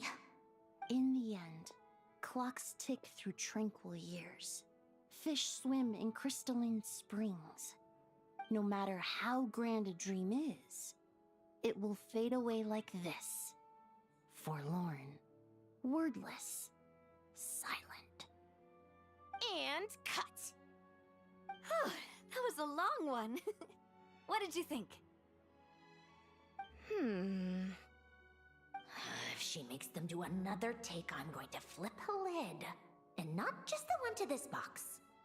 Well, there were some weird audio things going on. But acting-wise, it was great! It's a keeper!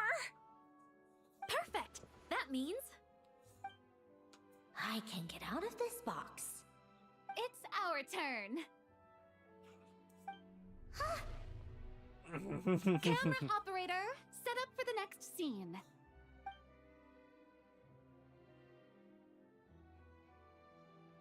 In this one, our protagonist peruses an aquarium in a foreign land and gets swept up in memories of her friend. So, in terms of lighting, that's the vibe we're going for. Got that? Shoot. Paimon thought there'd be a break and Zandroni could slip away. What are we gonna do now? Break a leg! Yep, we're headed off to shoot our next scene.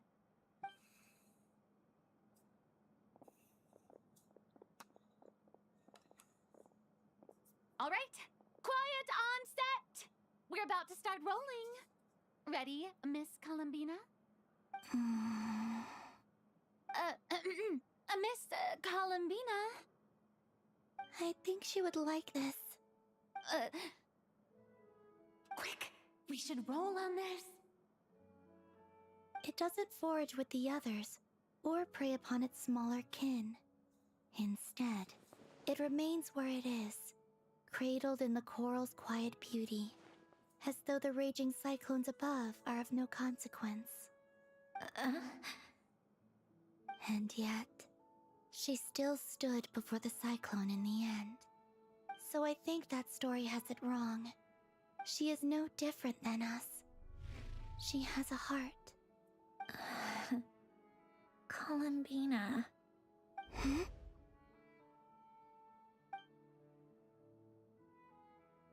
Well,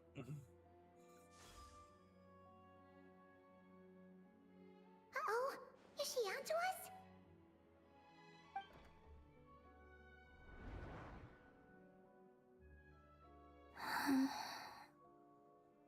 What is she doing? Cut! You okay, Columbina?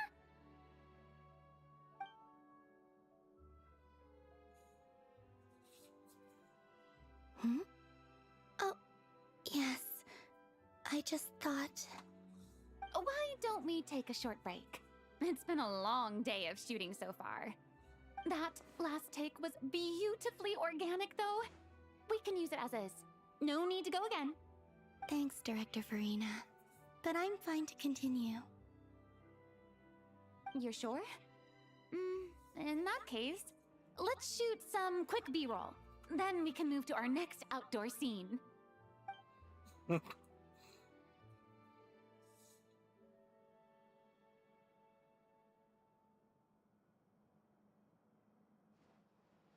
honestly, now I'm curious where she went if she's not in the box. We're in the clear this time.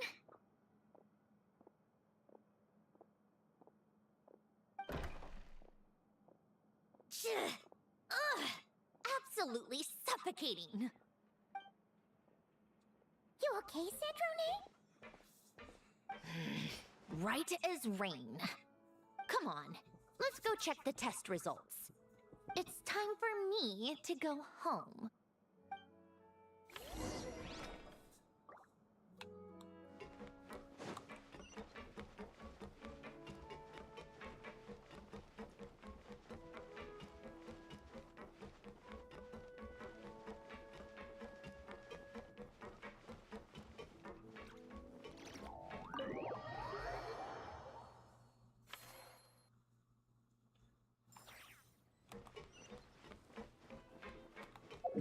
Yeah, I'm fast traveling there.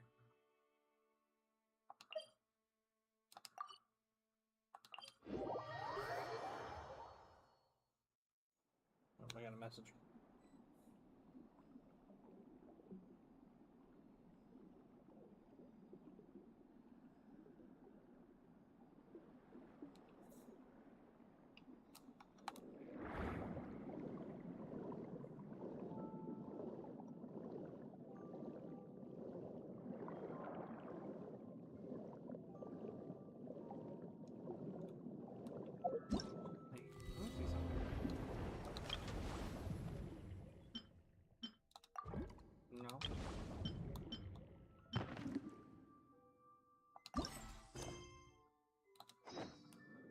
are you doing that quest?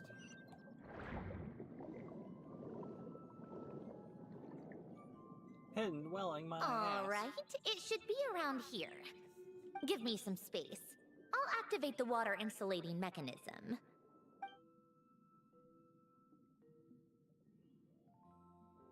The what?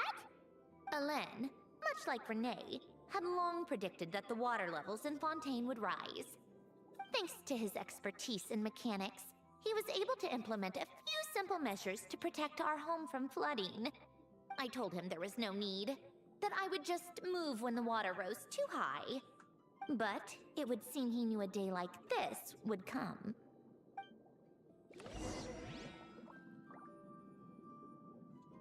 All right, the silt has been cleared away.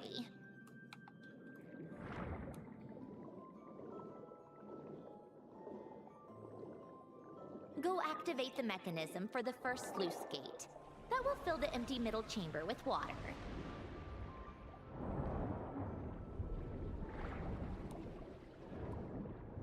All right, now turn on the drainage mechanism in front of the second sluice gate, and this chamber will become empty once again.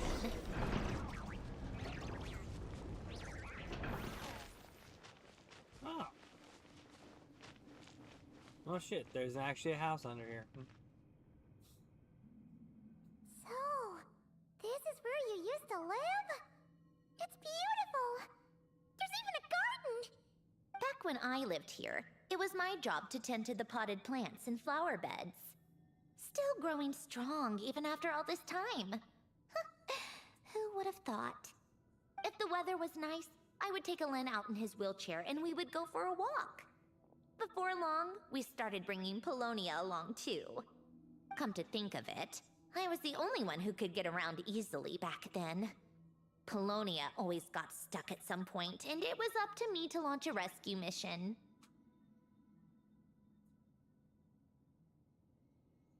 Happy. I suppose they were. Uneventful, but pleasant. Repetitive, but peaceful. It was like living in a world where time didn't exist. Of course, that was all just an illusion. Death still awaits all of us at the end. Oh. All right, enough standing around. Let's head inside.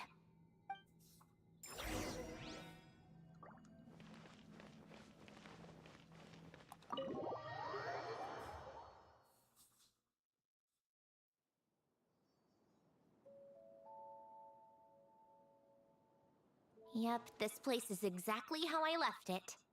Nothing has changed.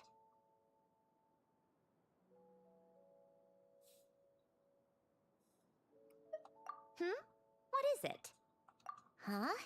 How did you get... Oh, Arlecchino gave it to you, didn't she? And you... read the whole thing. Just so you know, a lot of that was written a long time ago. At that very desk, to be exact. Anyway, since you've already read it, you should just hold on to it. I can always start a new one. Well, feel free to look around. I'm going to start looking for the gift Alain mentioned. Oh, but be careful with the stuff around here. I'm not saying you can't touch anything. Just try not to choke on the dust. Coffee. Tea.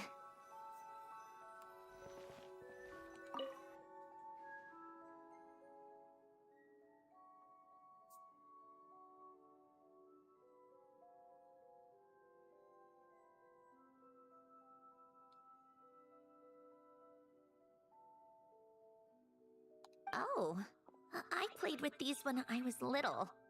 During the first few months after I was created, I mean. At first, Alain and I would play together, but it didn't take long for me to become unbeatable. So, Polonia and I played together instead. Yeah, these don't look like Paimon's kind of games. Logic and math puzzles? Those happen to be my specialty. It's been so long. What do you say? Should we play... Let's go with this one. The gears on the left are stacked from largest to smallest. The goal is to move them to the other side in the fewest number of moves. Just remember, you can't stack a bigger gear on top of a smaller one.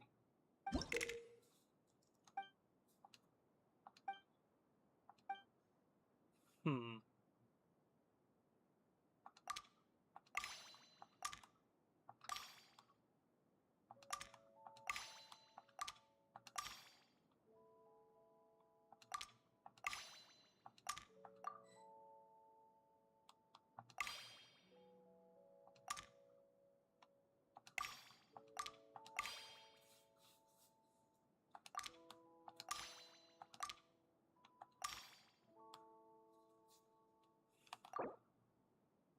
Need Yes. help? You seem stuck. This should go here, then this here, and done. Well, what did you think of the game? Well, these kinds of puzzles aren't for everyone. I suppose my upbringing wasn't exactly conventional in that sense.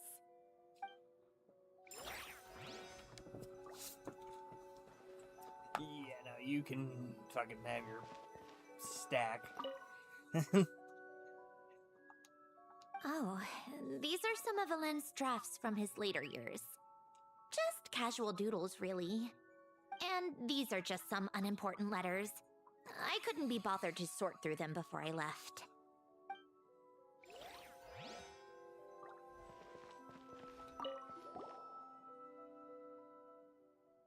Wait, the people in this picture look kind of familiar.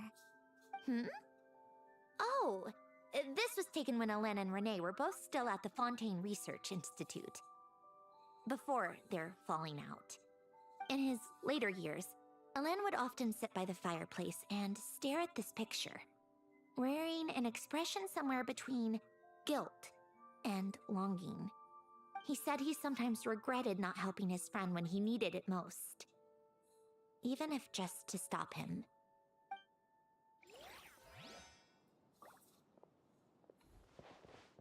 Get out of the way, bitch.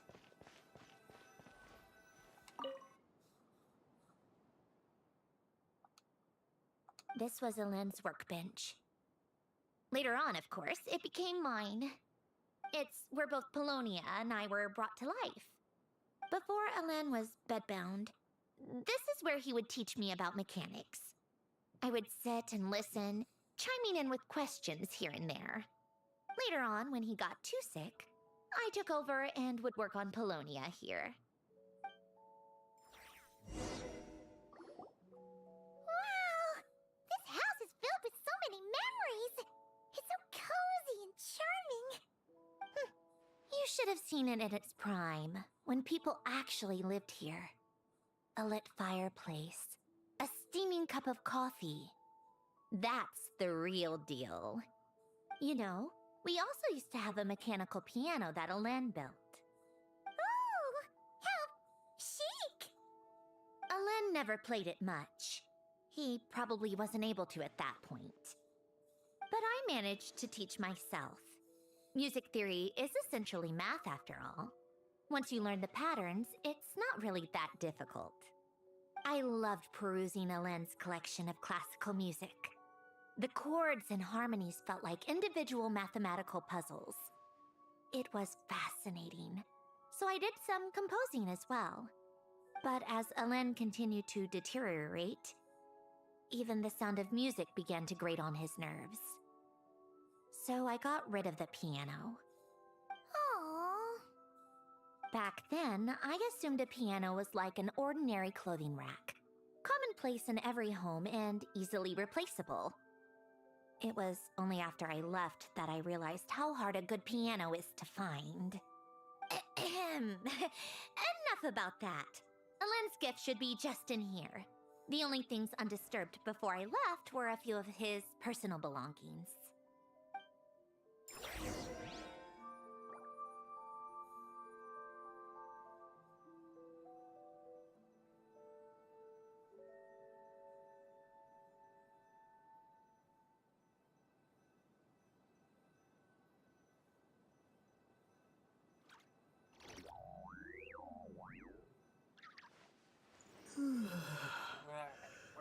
What?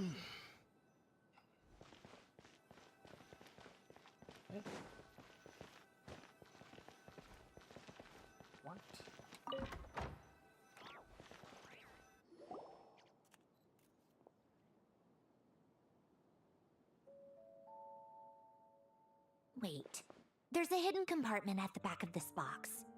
Looks like it's locked with some kind of gear mechanism. Knowing you, Ellen, I'm guessing it goes like this, then like this. Got it. Am I a genius or what? Let's see here. A box? Well, you gonna open it?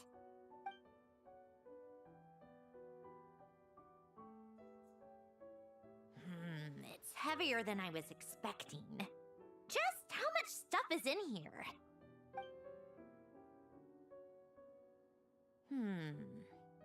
A letter? And a bunch of junk underneath it. None of it seems that important. Wait a second. This should be it. Oh, a cube? It's a multidimensional algorithmic core. Ellen would use it to store information. Only Polonia and I have access. All right, I'll start looking into the core and the letter. Feel free to go through the rest of the stuff and see if there's anything useful.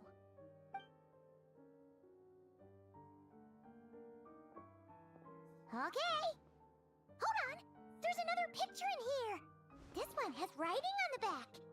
A snapshot of you playing among the plants shortly after you were born. You seem to like these flowers a lot. May you grow and flourish just as they do. Huh?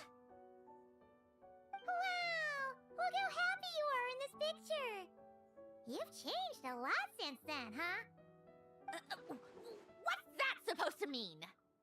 Just that you come off kind of aggressive sometimes. Or, annoyed at everyone around you?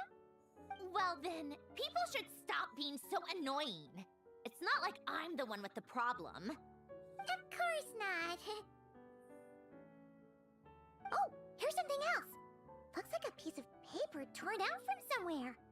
Today, I solved another math puzzle and made a breakthrough on a construction problem the Institute has been stuck on for years.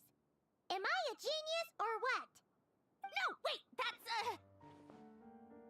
From now on, I should have people address me as Her Highness the Clockwork Princess, Unraveler of all reason. Nope.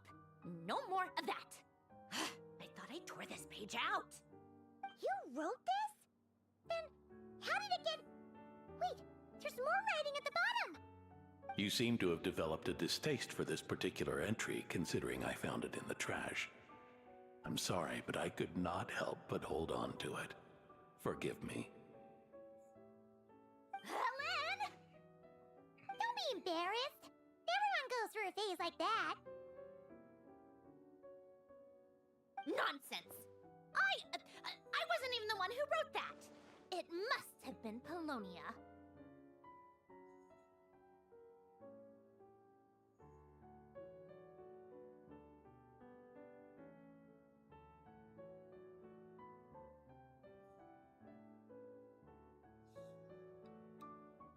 That's enough.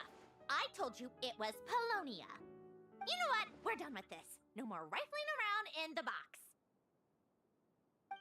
Just put it down and let me read the letter.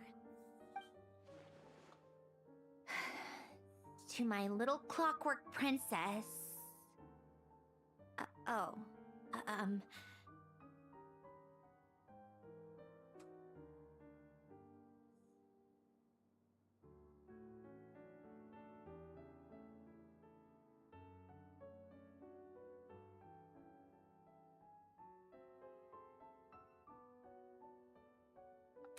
Not another word.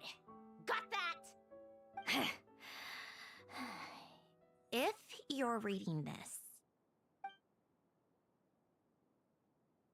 You've most likely received the gift I left for you.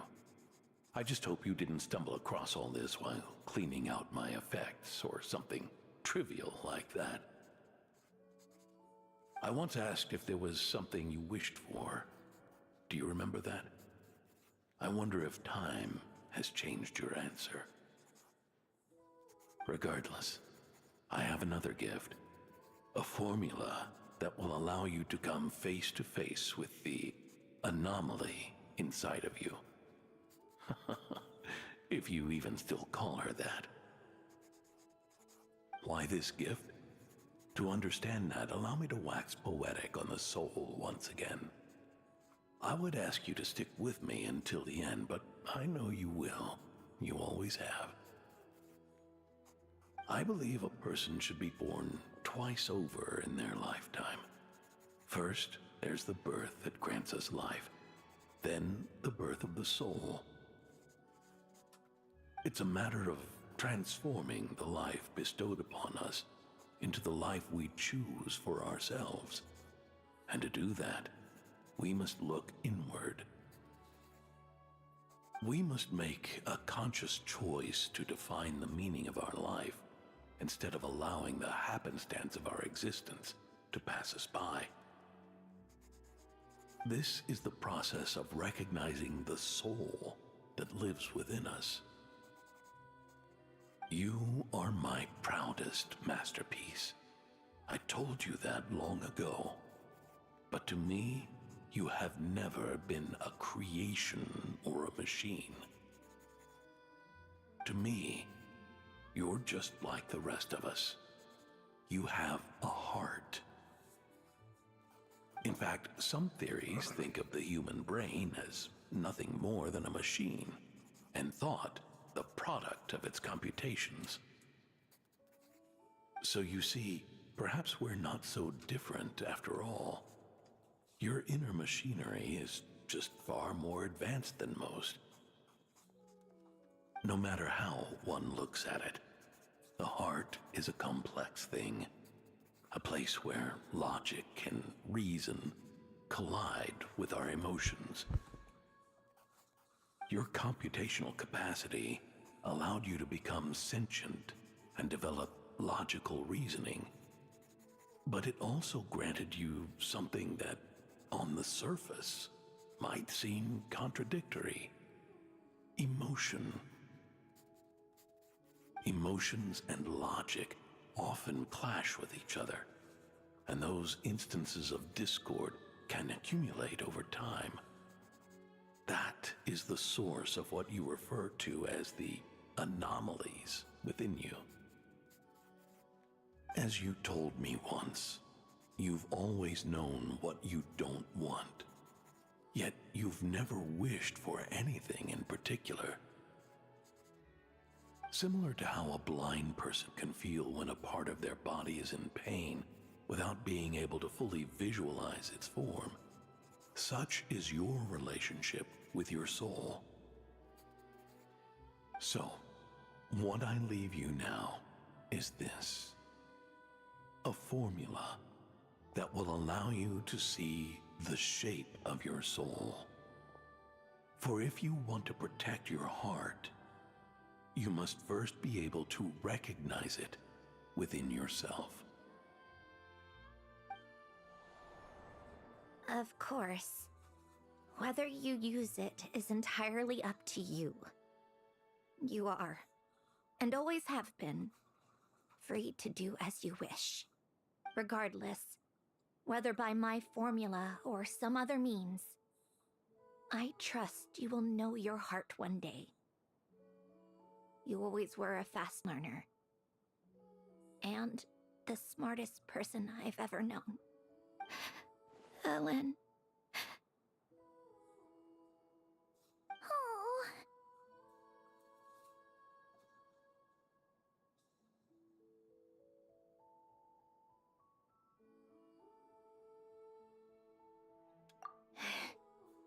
I'm fine. I've already figured out how this formula works. Let's get out of here and then we can use it. You made up your mind already? You're gonna do it? Why wouldn't I? Resolving the anomalies within my core is the reason I came here in the first place.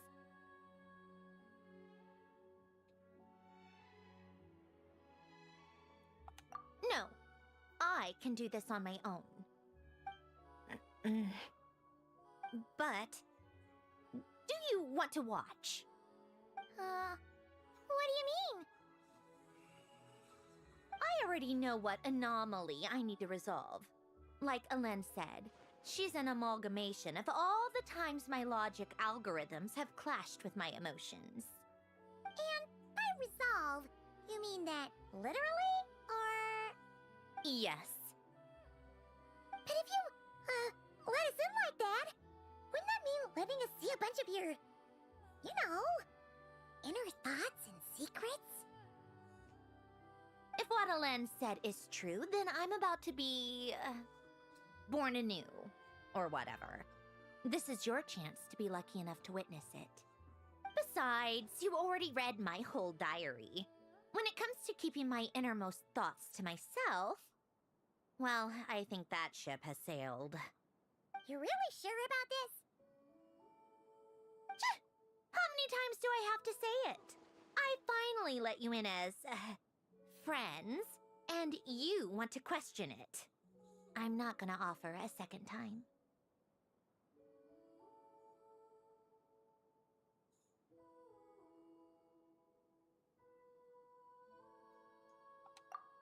Enough with the mushy stuff. Just follow me.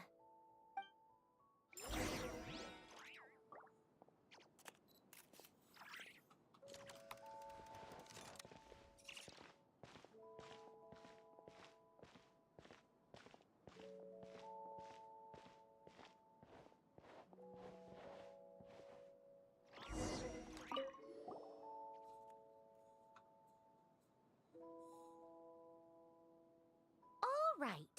With the numerological array, I can construct a simple formula that will allow you to experience what I see and hear in real time. Oh, just like St. Lolly's sense-sharing technique. Been there, done that. Huh! Sounds like that shaman has some tricks up her sleeve.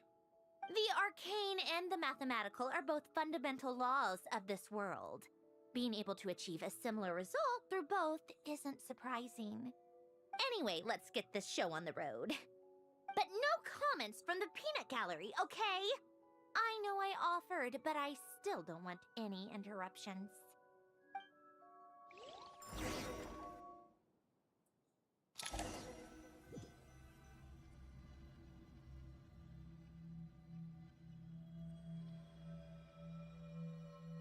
Is this my heart?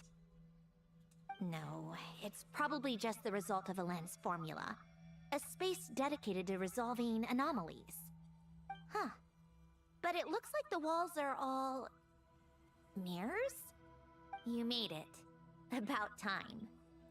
Is that me? From the past? You just spoke of anomalies. Well, here I am. What happens when emotion contradicts reason? Shall we sit down and talk?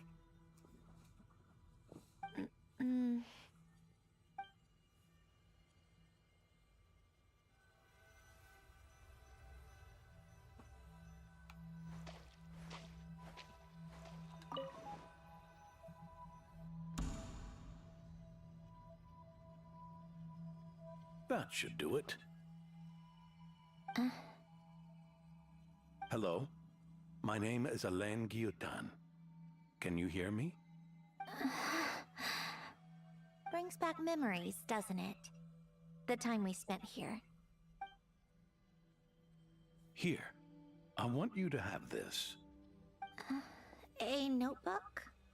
You can use it to write things down. I don't need to write things down. I have unlimited memory. Even so, some things are more important than others, right? You can use it to write about the things that matter. So you wish me to carry out a basic priority sorting operation? I suppose you can think of it like that for now. But journaling is also an act of finding oneself. Much like we use wooden stakes to guide a plant to grow in a certain manner, what we choose to write down gives the soul much needed direction. In the act of choosing what to forget and what to hold on to, we decide what kind of person we want to become. I don't understand. Like I said earlier, I don't need something like this. This is where we were born, where our life began. Mornings of tending to the garden, afternoons spent cleaning, reading, or studying. Evenings of cozying up by the fire, listening to Alen share stories about his past. Alen, What is it? what are you drinking? Oh, this? It's coffee. It, makes me more productive. I want to try it. Oh, okay. Here.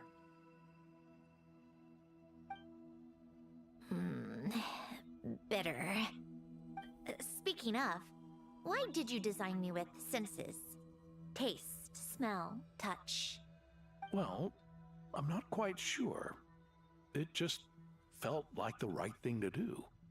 I suppose I hoped you might have a life of your own one day, and that you deserve to experience all life has to offer. Oh. Still bitter. But the smell is nice. I thought those peaceful days would go on forever. You know that's not possible. Maybe. But how was I supposed to know the end was just around the corner? That was just bad luck. Was it? Well, it certainly became a pattern, now didn't it?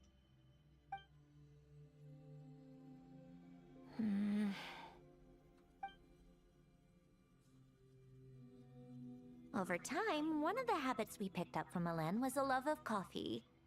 We even took to hosting tea parties. A machine acting like a human. Kind of laughable, right? I suppose that's just what I'm used to.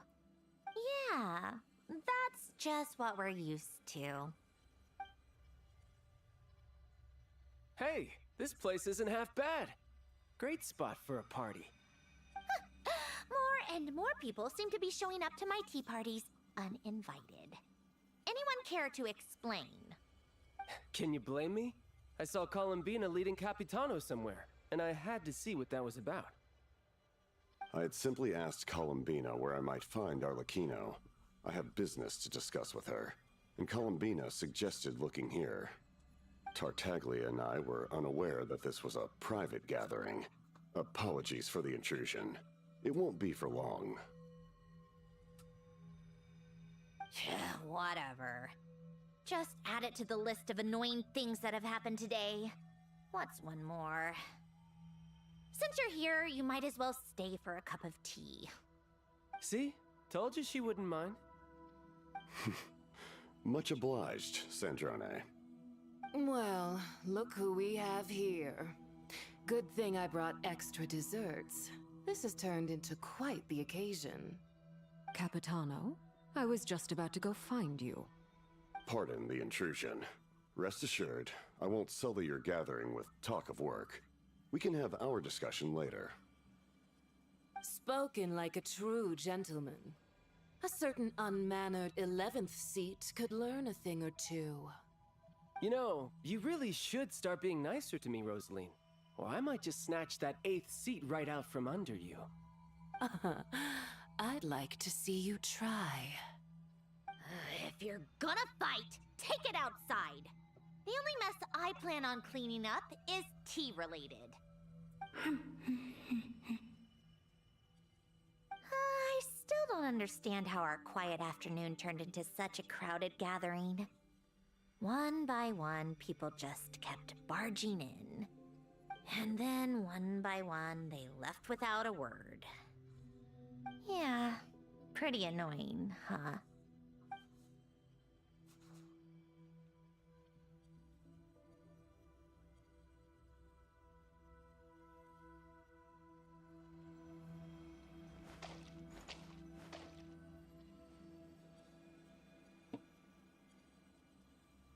Of all my days with the Fatui, the times I spent with you, Arlecchino, and Rosaline, they were my favorite. Goodbye, Sandrone.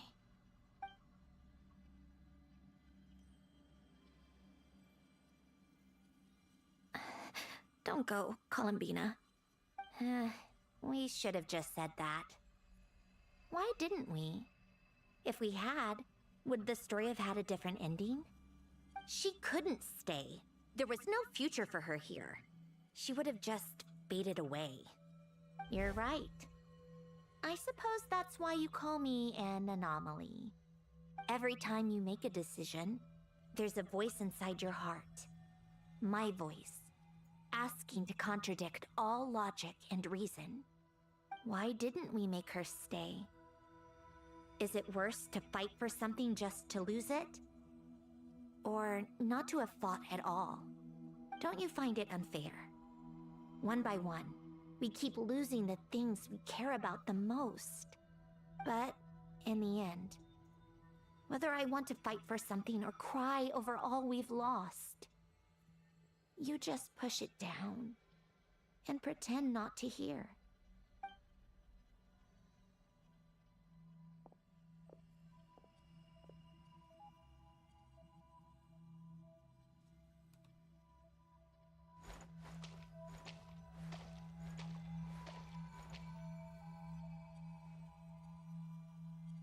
And now, even Polonia, the other half of Alen's legacy, the last remaining member of our family. Even Polonia is no longer with us. I did everything I could, but it's just like Alen always said.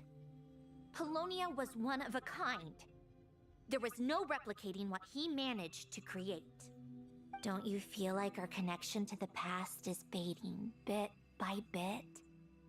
Like, even the things we have left are slowly slipping away. I suppose. But you can't move through life without having to say goodbye. And even as we experience loss, there are always new things to be gained. Ever so logical. What's your take then? It feels like the more I care about something, the faster the world takes it away. It sounds so stupid, but I can't help it. That's the hand life has dealt me time and time again. Why even fight for something that's just going to be lost in the end? Better to never have had it at all. Better if it would all just disappear. Dark, I know. But the heart wants what it wants. Maybe the stellar linchpin appeared because of me. Because of what I wish for. I don't think so. Yeah, probably not. What an anomaly wants goes against all logic and reason after all. Well, go ahead and do what you came for. You're here to resolve the anomaly, aren't you?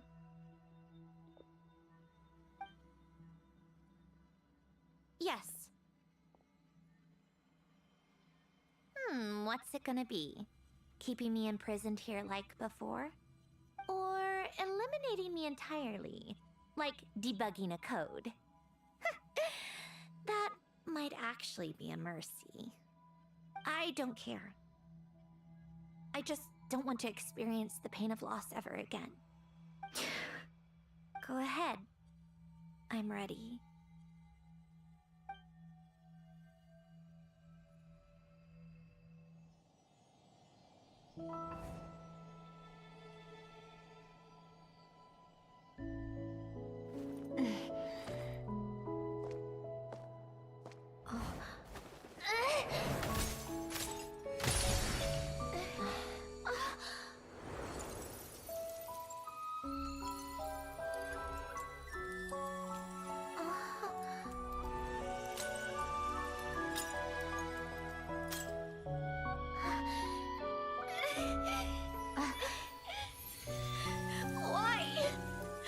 Why do we keep losing everything we care about? I know it hurts, but that's life. I wish. I know. I've always known. Because we've been one all along.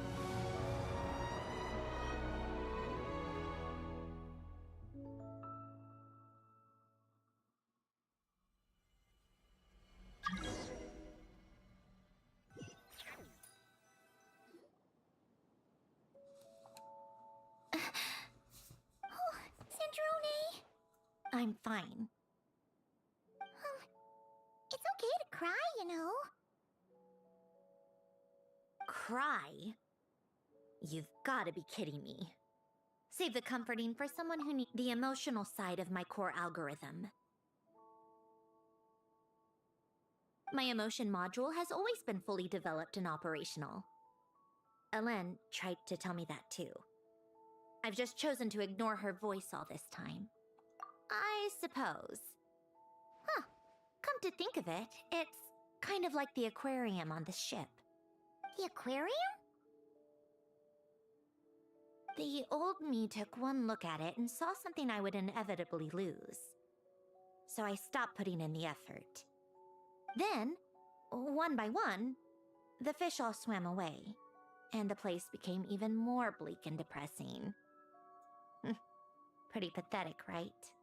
Don't say that! A lot of people would feel the same. It just shows how much you care about what you have. Now? After seeing what you've done with the aquarium, I have to admit, I think it's beautiful. It's like you said, we get to keep the things we gain along the way. And those are things that can never be replaced, because we choose to hold them in our hearts. Well said! Besides, I've already died once. I'd be stupid not to make the most of this second chance. Right! Earlier you, or your inner self, mentioned something about her wish. What was it? You think that's something you can just ask and I'll tell you? Think again. I may have accepted my emotional self, but I'm not about to go all soft and mushy on the inside and pour my heart out. That said, taking a step in the right direction couldn't hurt. Starting with cleaning some old aquarium tanks of my own. Huh? Metaphorically speaking, I mean. Come on, let's head back to the ship. I need to talk to that shaman.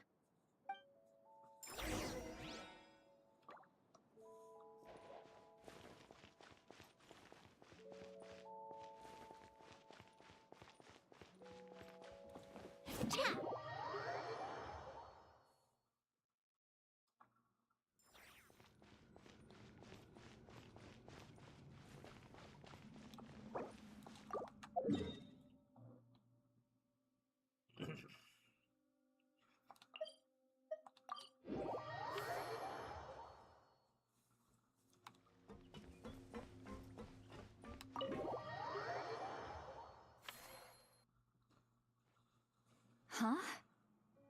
Resentful lost souls? You couldn't get comfortable sleeping near the Opera Epicles, right? Well, I bet that's why. The Fountain of Lucine is where all the water in Fontaine gathers. So that's where the emotions within the water converge as well. Hold on. If it's souls we're dealing with, feeling uncomfortable should have been just the beginning. I should have been able to hear their voices or something. And under normal circumstances, I'm sure someone of your talents would have. The problem is, these souls are no longer complete. Remind me how they ended up like that again? You mentioned something about them being split apart? Yes, it's called soul severing. Renee of the Nartsitzenkreuz Ordo came up with it. After learning of Fontaine's impending doom, Renee thought if he could find a means for the soul to live on in perpetuity, it might ensure the world's salvation. Soul severing was the first step of his research. Unfortunately, his theory of the four orthants was imperfect at the time, and a failure along the way caused his physical form to dissipate. Jakob, another member of the Nartsitzenkreuz Ordo, sought to carry on Renee's legacy and restore his physical form. He even used some of the people who stood in his way as test subjects for his research. By severing their souls? Yes. After Renee successfully awakened, the two continued their research, and all the severed souls ended up merging into Renee's consciousness. After you saved Fontaine by turning Fontainians into true humans, these souls returned to the ley lines. But the souls severed before Renee awakened had nowhere to go, doomed to forever wander the waters of Fontaine as listless spirits. Almost as if they exist outside the bounds of this world. Unrecognized by the ley lines or fate. No wonder I couldn't sense them. Not only that, but over time, they began to fuse with other entities. Their inner resentment lured in all sorts of evil beings, which corrupted and defiled them into nothing more than accumulations of filth. But the full transformation must have been recent. Otherwise, the Udex surely would have noticed. Wait, no, he must know already. That would explain the underwater Melazine patrols.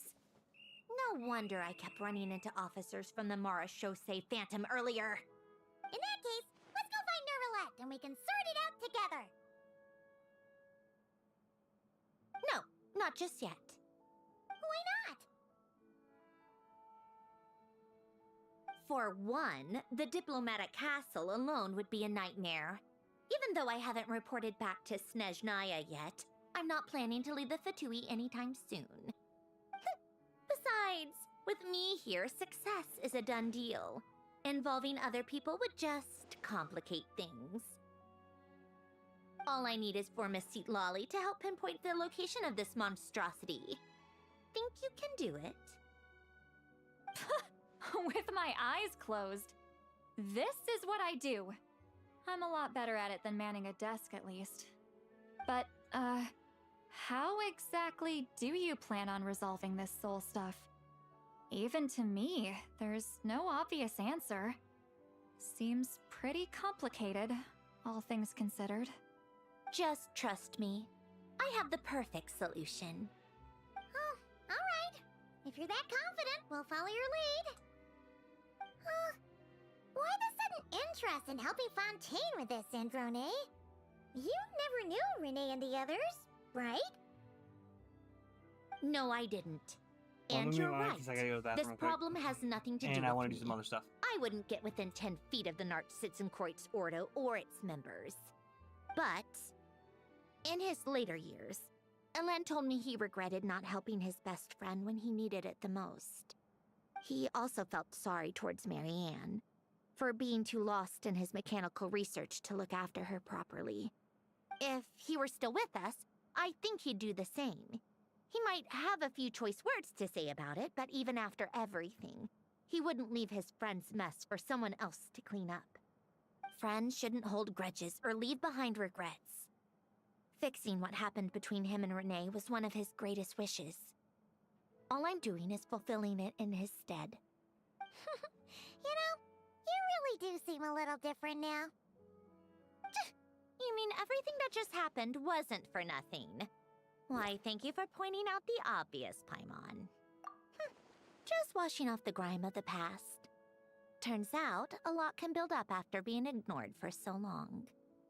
What's this about aquarium tanks all of a sudden? They go off on some grand adventure and what? Now they have their own private code? Stupid. All right then, Lolly. Tracking this thing down is up to you. Huh? Oh, right. No problem. You get this, Granny Eatsley! You! Come with me to Hotel de Boer for a drink. Right now. Why? Because I said so! Miss Guillotin, I'll report back on the location tomorrow morning. Just need a drink or two first to bolster me up. Well, don't let me keep you. All right, you. Time to go. I've got scores that need settling. Huh?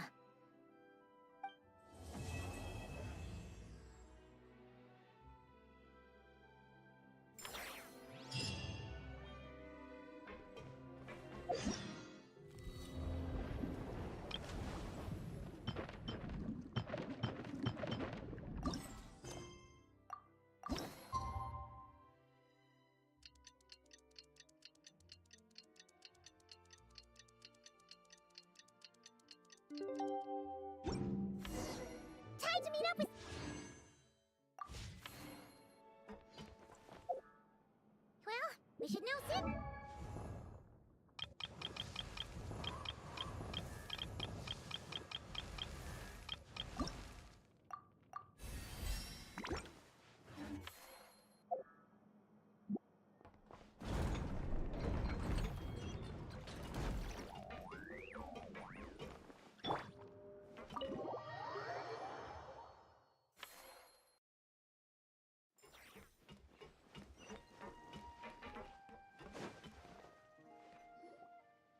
See, Lolly sure drank a lot last night, huh? Wonder if she's even awake. Good morning. Columbina! Oh, you sure know how to make an entrance. What are you doing here? We just finished filming a last-minute scene, so I came up to get some fresh air. The others are still down below discussing what the final scene should be. You mean, how it should end? Yes, they're torn between whether the heroine should reunite with her old friend or not.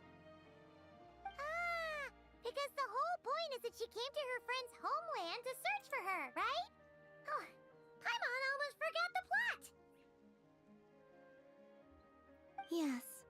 Director Farina and Miss Chiori think a tragic ending where the two never meet would be more poignant. But Director Xavier thinks having the two reunite would make for a more touching and heartwarming ending. Me? I'm not sure. On a personal level, of course I want to see her again. Of course I want to experience that moment where we reunite. Even if it's just for the cameras. But that means an actor would have to take her place. And that makes me feel... Oh.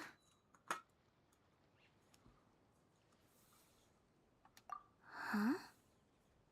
Yeah, don't look so worried. Making a film is supposed to be fun. Besides, it's all gonna work out. You can trust Paimon on that. Work out? How? Well, you know. Yep, exactly. Okay, I trust you. I'll just focus on having fun for now. Well, well, look who we have here. Traveler and Paimon. Oh, the lighting specialist and clapper loader that never were. Yeah. We kinda went AWOL, didn't we? Sorry about that. Seriously, don't worry about it. Everything's going smoothly on our end, so just do what you need to do. You seem to be in better spirits now, Miss Columbina. I apologize if our earlier discussion put you on the spot. It's okay, I'm fine now. The Traveler and Paimon talked me through it. So, what are your thoughts on the ending then? Should we have them reunite or not? We should tie everything up in bows. Huh?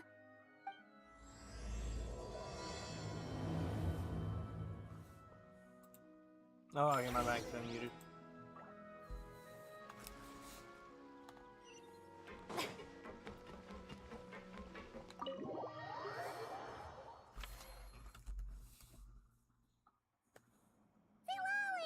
We're here! Oh, right on time. Well, yeah. We weren't the ones who drank our weight in alcohol yesterday. What? Are you suggesting Granny can't handle her liquor? It takes a lot more than that to get me drunk. Really? 'Cause, you stopped making sense after a while. Did I? Huh. News to me. I didn't say anything too crazy, I hope. Let's see. You spent half an hour bad-mouthing Auroron, half an hour complaining about work, an hour talking about light novels, and, Paimon kind of fell asleep after that.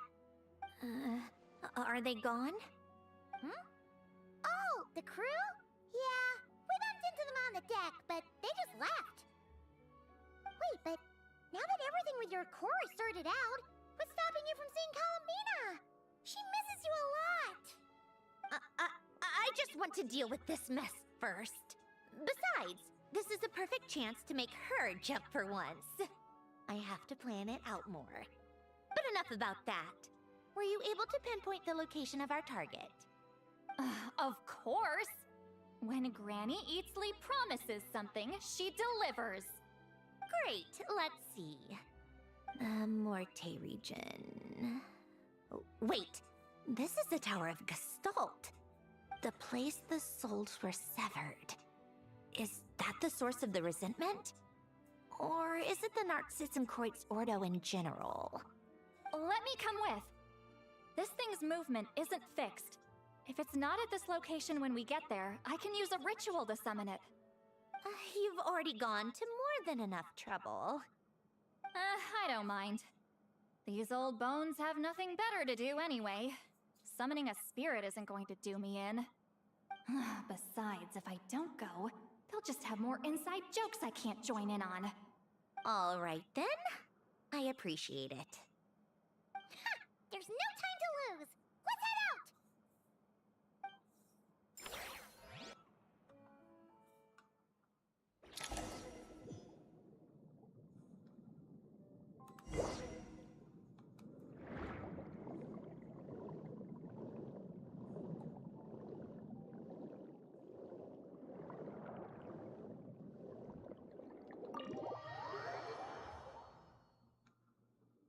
Huh, no sign of it so far. Should I start the summoning ritual? Let's drain the water from this floor of the tower first. It'll make it easier to move around. Wait, we can do that? Of course. Alan and Renee both saw the future that awaited Fontaine, and even shared a few methods for waterproofing buildings. The principle behind it is... not important. Just unlock the mechanisms in the order I tell you.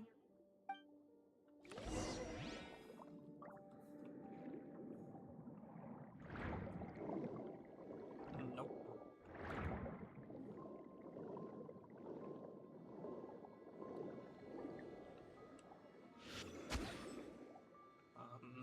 Oh.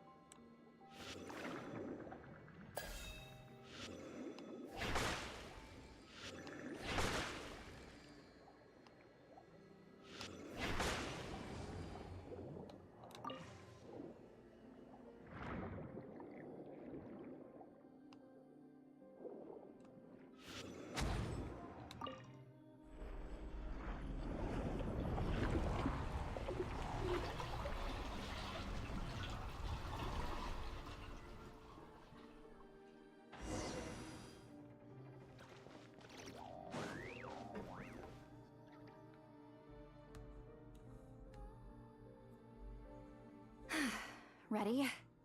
Yeah, when this thing appears, I'll try talking to the souls inside. But more than likely, they've already been driven to madness. If communication fails, we'll have a battle on our hands. In that case, Paimon better find a hiding spot. If a fight does break out, I should be the one to deliver the final blow. Trust me on that. Understood. All right, I need quiet. Wandering spirits, drifting along the tides. Hear me now. Broken souls, silenced, torn apart, and forsaken. Follow the traces of the past, and return to us. Let resentment recognize resentment. Let vile entities be drawn together. And in this place, take form once more.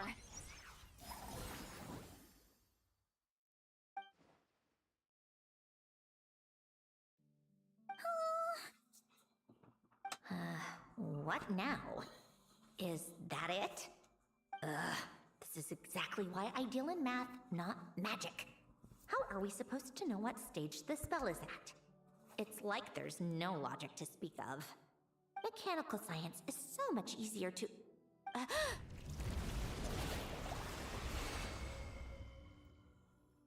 Watch out!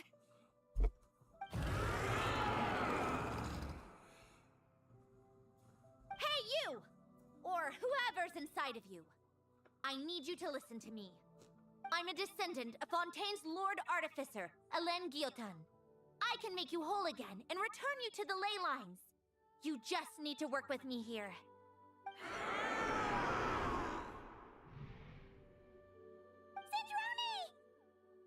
Citrone! Looks like talking this out is off the table. All right, plan B. Time to blow off some steam.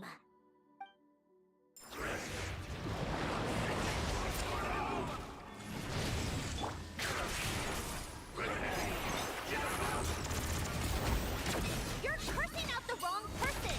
I didn't even know them!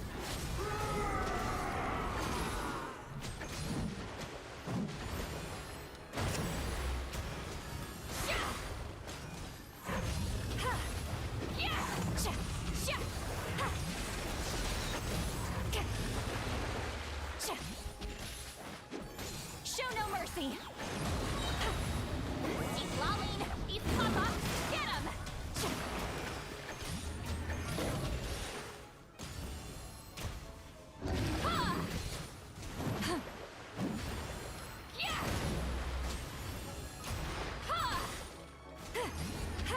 Fulfill our pact. A thought of tea time entertainment.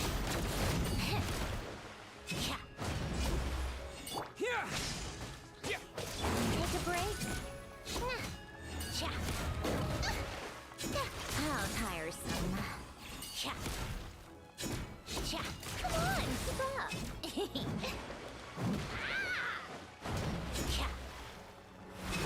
Take a break.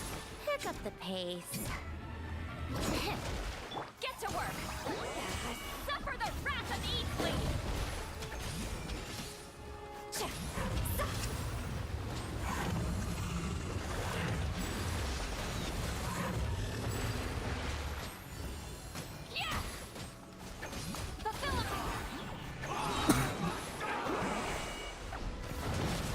Most of them already did. But you still have a chance to return to the ley lines and reunite with your family. Just work with me here.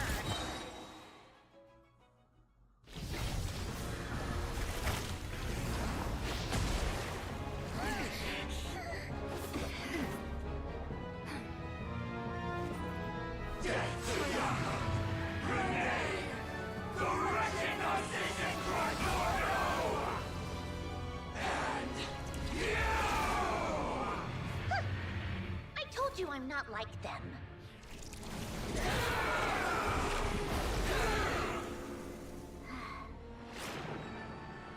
I'm stronger. Inverted. World formula. Reversion.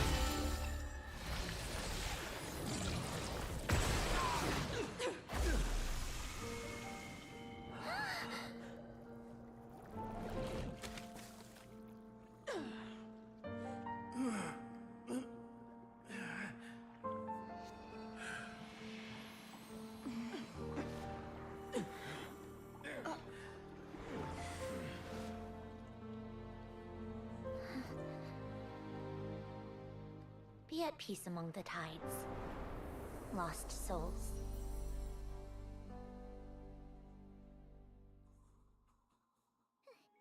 Is it over? Yep, told you it'd be a piece of cake.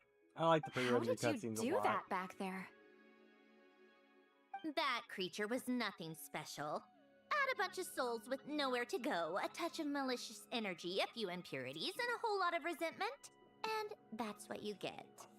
All I did was separate the original souls from the rest of the filth, allowing them to be accepted by the current rules of the world. The principle behind the world formula is divergence. Starting from a point of origin, it deconstructs and reconstructs the possibilities of the world to find certain answers. So, it would follow that reverse calculating the world formula allows us to achieve convergence and restoration instead. Using a numerological array, I was able to do just that. It's similar to the concept of homological reduction in mathematics. I reduced them to the basic fundamental essence of their being without changing their underlying nature. That meant... never mind. Judging by all the blank stares, I'm guessing you don't actually care. I think I finally understand how Outlanders feel when I ramble on about shaman stuff. Point is, it was super impressive! You really are amazing, Sandrone! You're just realizing that now. Ahem. Enough about that. We should get going. I'll go reset the mechanisms inside the tower. See you back on land.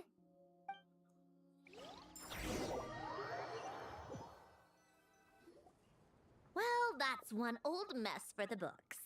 Glad to have that over and done with. Feels nice to do a good deed every once in a while. You helped everyone out a bunch in Nocry, too. Kinda seems like you're just a good person at heart. I wouldn't be so sure. I'll be heading back to the Fatui soon enough. You two are too trusting sometimes. Fine. Just don't say I didn't warn you when it comes back to bite you. Well, where to next? Back to the ship? Yeah, your personal business, the Narcitzenkreuz thing, it's all resolved. That means you can see the people that need seeing now, right, Centrone? Everyone's gonna be so happy you're back! You wouldn't catch me dead admitting to this before, but... yeah, I really have missed everyone. Columbina's a special case, though. This time, I'm definitely getting her back for all her annoying antics over the years.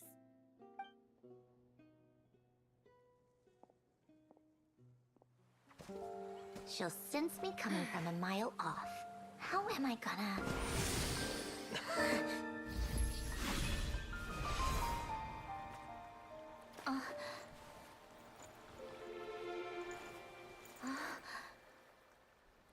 Sandrone?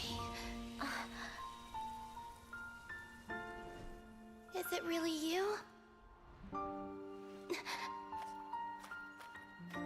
You're back? You didn't tell me.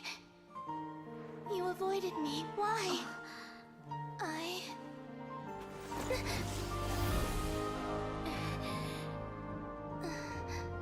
Sandrone? Now we're even. I missed you so much. That makes one of us, idiot.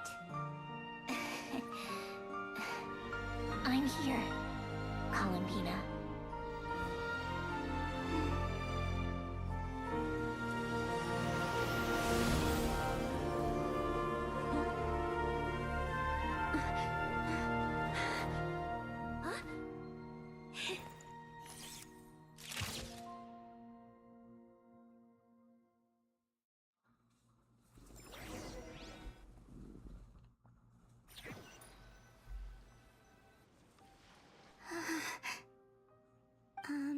Sandrone.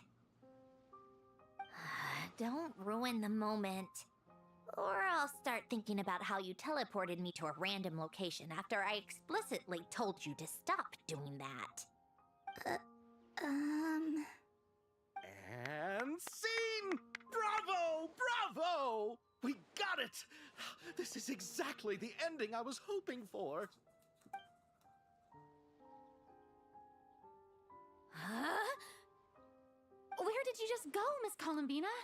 You vanished! And then the next second you were back hugging this, new friend here. That was all on camera? Yeah. Well, the camera was already rolling and it happened so fast, so... yeah. Hold on. This must be... Yep, my best friend. The one I was looking for. I never thought I'd actually get to see her again. I'm just... so happy. Plus, the film got a happy ending too. It's all thanks to you, Sandrone. Sandrone? You couldn't stop being annoying for 1 second? Columbina!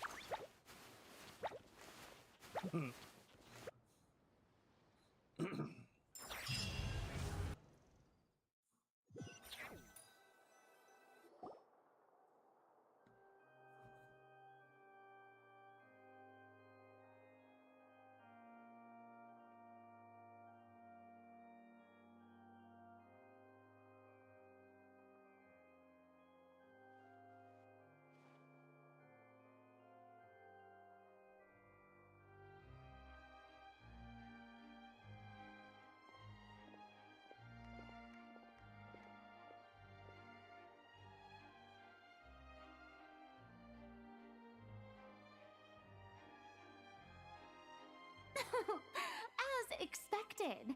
Going to the opera house is the true way to enjoy a film. You get to see the audience's reaction in real time, too. The endings seem to be received quite well. Paimon can't believe you let us include that in the final cut, Sandrone! You even agreed to help us reshoot a couple of shots. Thanks a million. Most of it was caught on camera already, so it's not like I had much of a choice. Besides, the film I'm in is going to be anything less than perfect. What are you laughing at? Nothing. It was just interesting to see us on screen together. I'm glad this moment is going to be preserved forever.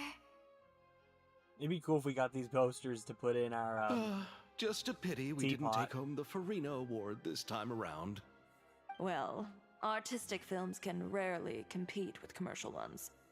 You should have prepared yourself for this the minute you changed the script. True. Oh, did I hear someone mention the Farina Award? Come on, don't gloat. I won't. Our crew winning the Farina Award was a team effort after all. Costume design, script adaptation. Ooh, and the practical effects were so realistic. The flames and explosions even made me jump while we were filming. A lot of the effects were based on actual items the Special Patrol confiscated from criminals. Who knew they'd serve another purpose, right? But it turned out amazing! Really brought the thrilling scenes from the novel to life. Fontaine's film industry is seriously impressive. Which film did you vote for, Silali? Isn't it obvious? Great Detective Hurlock, of course! That's the whole reason I'm here! You all should be proud, though. A lot of critics are saying really good things about your film, too. Longing and loss, searching for something even after it's gone. It's a film that makes you think about life, and how important it is to explore those themes. Well, that is what the art of storytelling is for. Watching a film with friends is so much fun! There's so much to talk about! Ooh, let's throw a celebration later then! We're all old friends! Oh, we could find a place and chat to our heart's content! How about the Winglet? That's perfect! Friends and family are more than welcome too. So if you want to bring people, don't be shy. You all can head over first and make yourselves at home. I'll bring over some refreshments in a bit. I just have one more stop to make first. Can I come?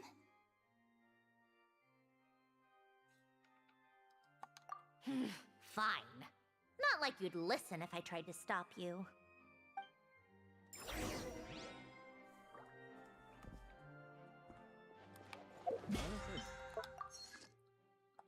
I didn't even see what the mission was, but okay. Cool.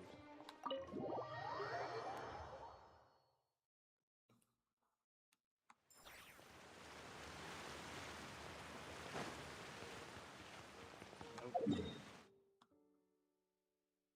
It's underwater.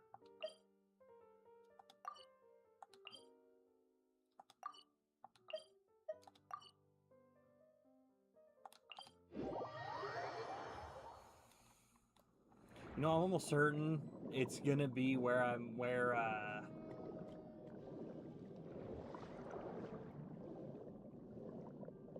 shit, I can't think.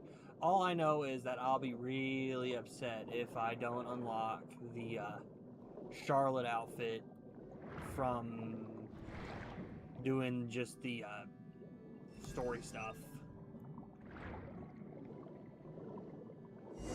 Oh, that's a whole new cave entirely.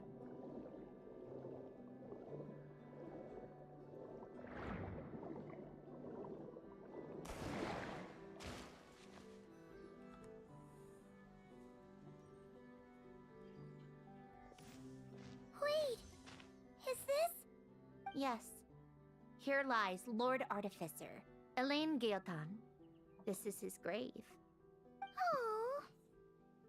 I'm sorry, Ellen. I'm sorry this is the first time I've been back since leaving Fontaine. I should have come to see you more often. I got your gift. I even cleaned up one of the Narcitzenkreuz Ordo's messes along the way. Our home is just as quiet and warm as it always was. The flowers in the garden are still thriving. I'll make sure to tend to them more often from now on. Polonia received irreparable damage in battle. I should have taken better care of your invention. I'm sorry. Polonia was family to me. Just like you. You always said I was a fast learner. But I'm not so sure. It took me far too long to learn the things that truly matter. I never said this to you back then, but... Thank you for creating me. For giving me the chance to experience life. Being your family meant everything to me. Absolutely everything. Can I say a few words as well, Sandrone? Don't need my permission. Hello, Mr. Guillotin. I'm Sandrone's friend. You don't need to worry. Sandrone is doing great. Not only is she a brilliant scholar, she's made a whole bunch of friends, too. And she takes great care of them. As if... She'll never admit it, but she's always there when her friends need it the most. I wouldn't even be here without her. So, if she ever needs help, her friends will be there in a heartbeat, including me. That's what best friends are for. Columbina. What else? Oh, she likes drinking bitter coffee, listening to piano music when she can't sleep. Turns out she even likes giving hugs. No, wait! Don't tell him all that! Huh? I don't understand.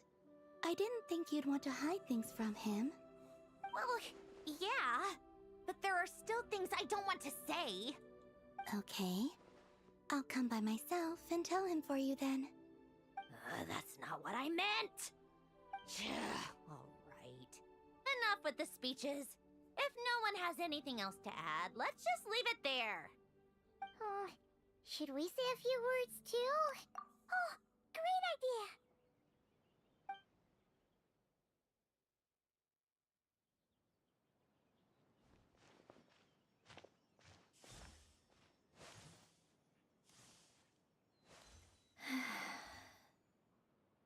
Goodbye, Ellen.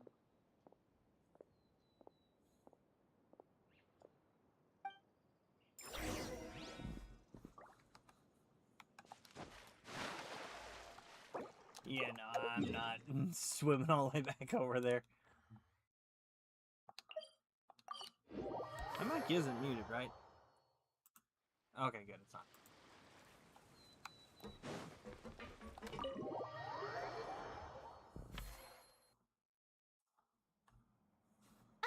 You made it! The party's already started. Oh, but, you didn't bring anyone else along? I thought you headed out to invite some friends. We did invite a friend, actually. She'll be here soon. She's even bringing some desserts to have over tea. You should join us later, Miss Farina. I do love a tea party. It's Arlecchino. Then don't mind if I do. This seems like a fun occasion. Let's go talk with everyone. Good idea! We'll introduce you to all our old friends.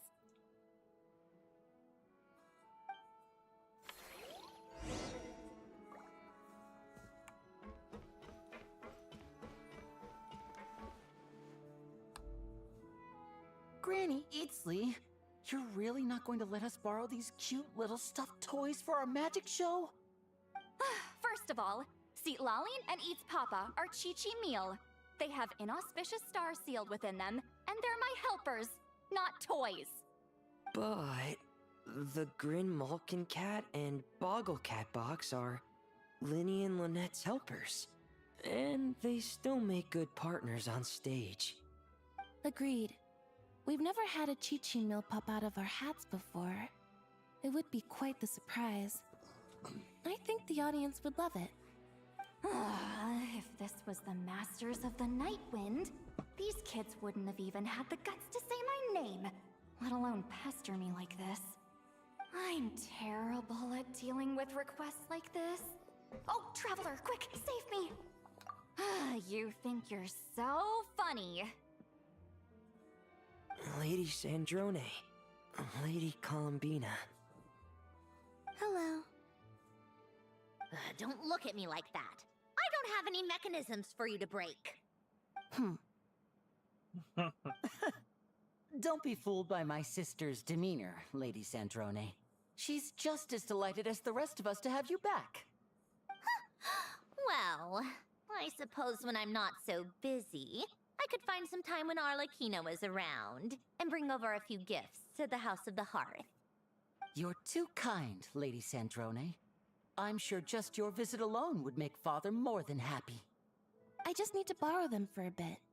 I'll pull them out of my hat, give them a quick hug, then give them straight back. When did hugging become a part of it? Oh! I could lend you Pear, so you have something to hug in the meantime. He gives really good hugs. I don't need something to hug in the meantime. The issue was never the hugs. How about this? You can have 2 VIP tickets right next to each other. Excellent view. Right next to each other?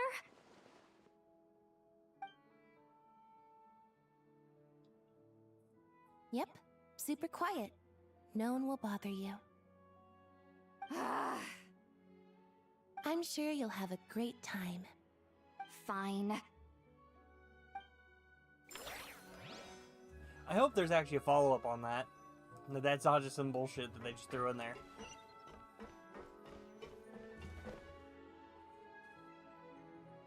Wait a second!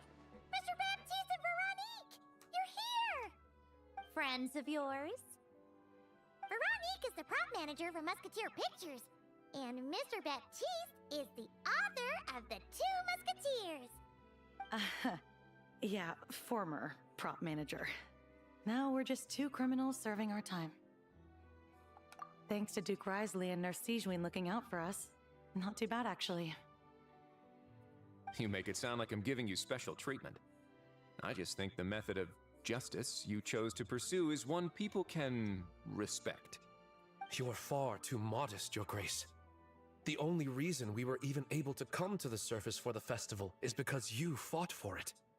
It's also just good for the physical and mental health of the prisoners in general. Anyway, I suppose I have you to thank for keeping the Wingalet in such good shape. I never knew she could look so striking. I didn't do anything special. It was mostly the Traveler and the others. Don't sell yourself short, Miss Guillotin. You are the current captain, after all. In light of that, I have to ask, do you mind if I leave up some of the installations so the people back at the fortress can also enjoy the aquarium? Huh? Like I said before, I just think it would be good for the inmates who clean and maintain the Wingalet to see their work put to good use. Besides, maintaining an aquarium is sure to be a lot more interesting than scrubbing rust off the walls and deck. Of course I don't mind. I'm grateful you even want to keep it. Great. Then it's decided. That's amazing, Sandrone. We should go hang out at the Fortress of Meripede later, then. You do know you just invited me to hang out in prison, don't you?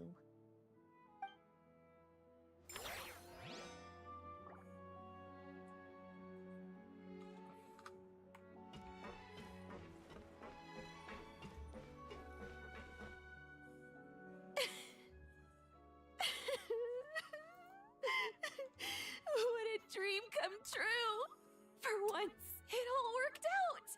I can die without regrets! Let's not get too ahead of ourselves, Director Lapine Pauline. What was in that piece of cake you just handed her, Escoffier? Maritime flowers, eggs, flour, same as all the other pieces. What, you think I tampered with it? playing a detective in real life now too, are we? Oh, it's so delicious. I'm so happy. My life has peaked.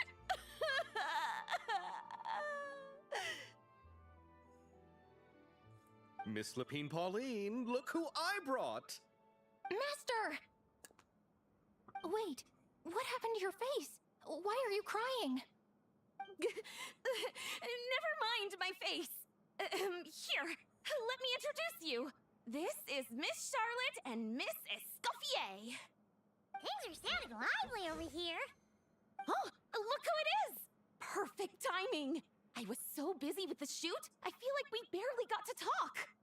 Ah, and the elusive Miss Guillotin. It's great to see you. Thank you so much for letting us use the boat free of charge. That was so generous of you.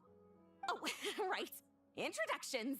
This is Miss Charlotte and Miss Escoffier. That's kind of you, but I didn't really do anything. If you want to thank someone, it should be the Duke or the people who keep the boat in such good shape. Right. I'll head over in a bit and do just that. Miss Columbina? Yes? Could I interview you sometime? I'll treat you to some gâteau de bois for the trouble. There's only a limited amount available each day. Oh, but it's an absolute must-try when you're in Fontaine. Oh, sure. Bold of you to use my own cake as a bribe right in front of me. You know what? When else are we all going to be together like this? Come on, everyone! Grab your drinks! What are they drinking? Are we going to toast? Yep! Come on! Sante!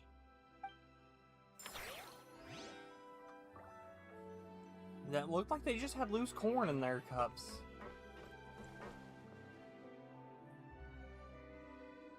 You made it. Sorry for starting the celebrations without you. No worries at all. We're just glad everyone's having such a great time. Oh, right. You've probably seen them around already, but let us introduce you for real. This is... Miss Columbina and Miss Guillotin, right? Oh, we saw the film you were in. It was so touching. Yep. This one started bawling her eyes out right next to me in the theater. I know. I didn't bring nearly enough tissues. Thanks. We saw your film too. I memorized all your names. Oh, guess we can skip the introductions then. Our effects were pretty over the top, right? Some of the extras in the big scenes were actual members of the Spina di Rosula.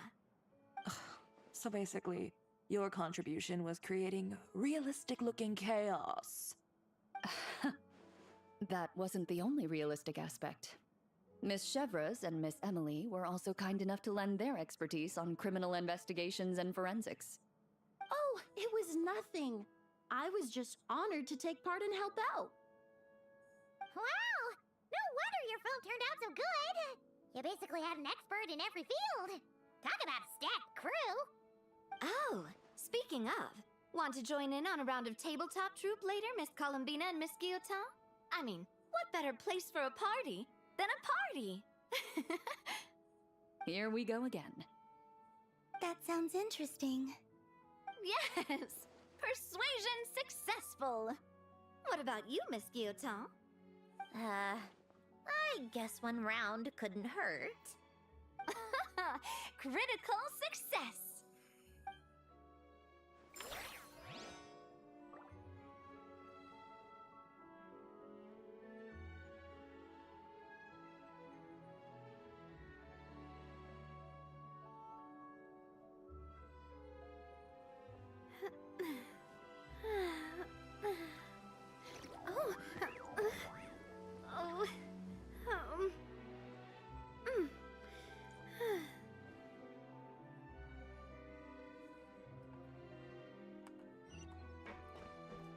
Oh.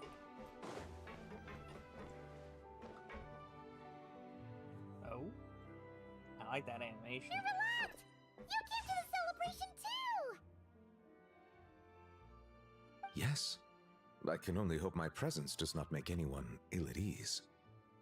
Who's this? All right! This is Nervalette, the Udex of Fontaine. And this is Columbina and Cinderone. Greetings. Hello. These two must be the Fatus and former Fatus related to the recent incident in Nodcry. I read about them in the diplomatic report. The Udex? Oh, the dragon that cries a lot. Oh, well... Jeez, Columbina. That's your takeaway from all those Fatui meetings? Seriously? Is that truly how I'm portrayed in the Fatui's intelligence? You must put a lot of people in prison then.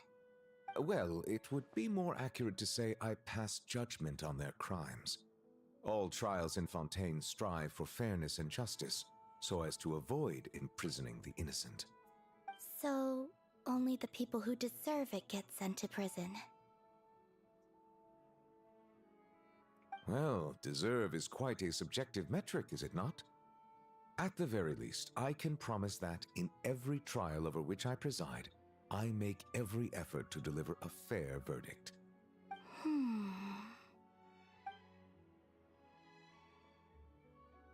Yeah. Oh, for the love of... what is she doing now? You seem like a good dragon. Not the kind that throws people in prison for no reason. I think we can get along just fine. Well, thank you? Then she punched me because... Sorry, Nervalette. She thinks that's a sign of friendship. Where does she even pick up weird habits like that? Ah, I see.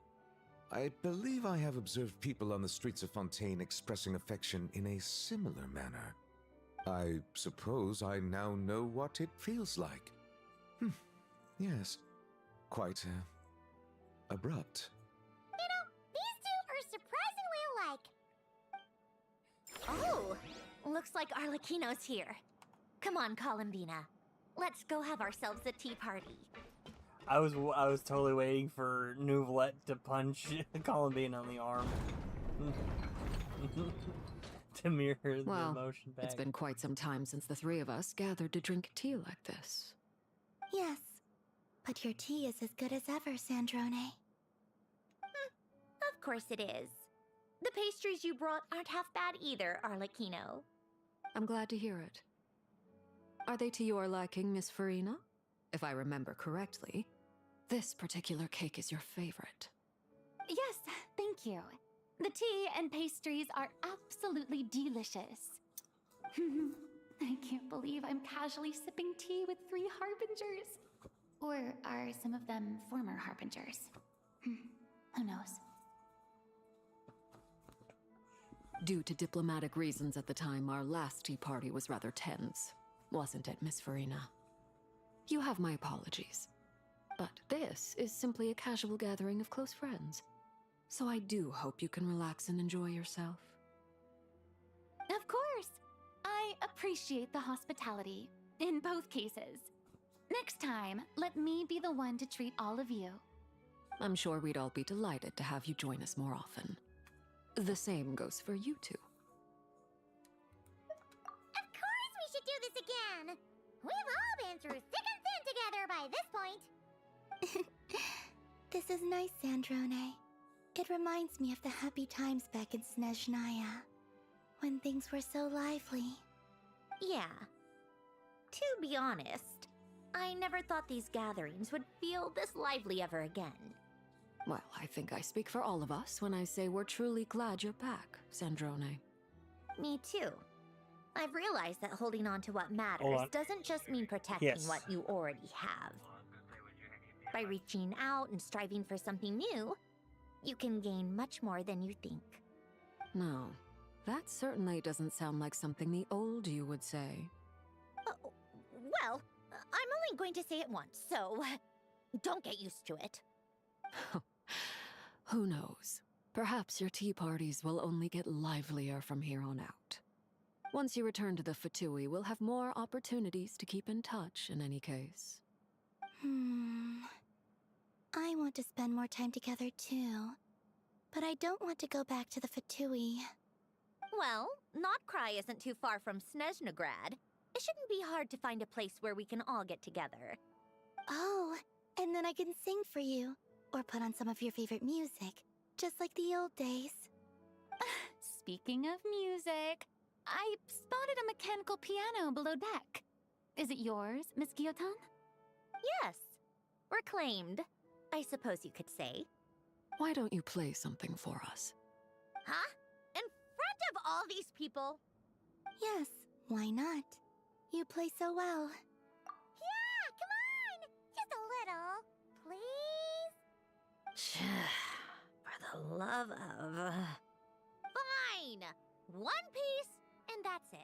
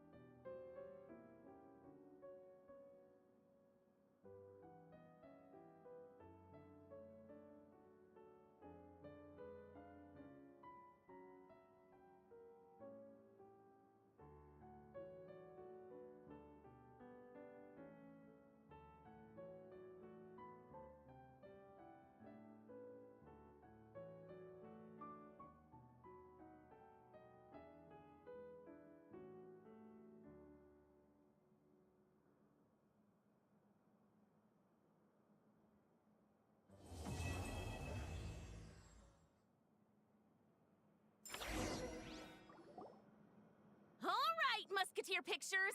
Everyone ready? I'm not sure I should be in this one. Of course you should. You might have primarily helped out another crew this time, but you're still a member of Musketeer Pictures. All right, thanks. I'll still stand a bit off to the side, though. Can I be in the picture too? Of course, Miss Veronique. I would have loved to have you in the last one too, if circumstances had allowed it. Thank you, Director Xavier. Do I really have to be front and center? You're one of the lead actors! Of course you do! Nervous, Sandrone? No! All right! Look at the camera! And 3, 2, 1... Musketeer Pictures!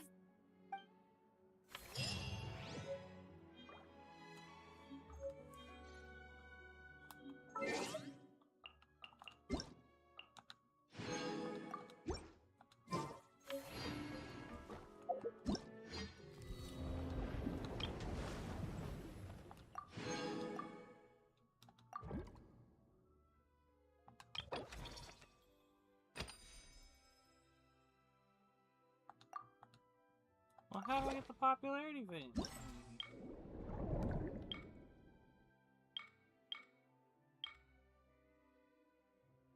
Oh, I think it's stupid. Whatever. Actually, at least enough primos to pull. Fuck.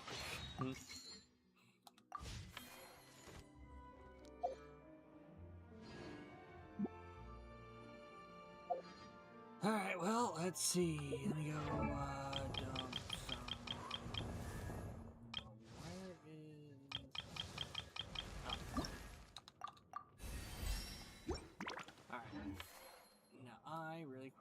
want to go and look at.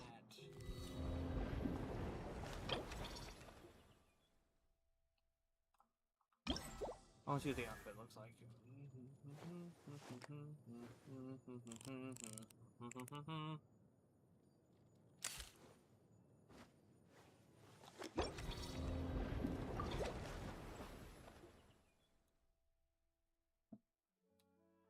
Let me see something. Because I'm gonna see, because if I wonder if my Charlotte is at C6.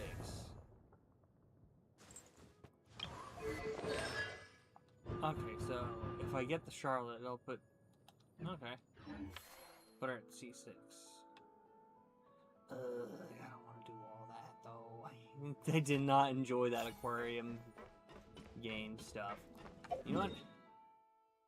We are going to go here. What? That's stupid and dumb. Alright. Now, we're going to...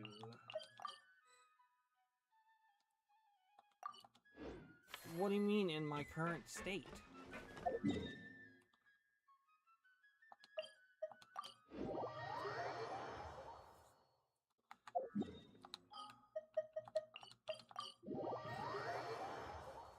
Eat my fucking dick and balls. This realm. Wrong thing. Wait a minute. No, I don't need another one of these built.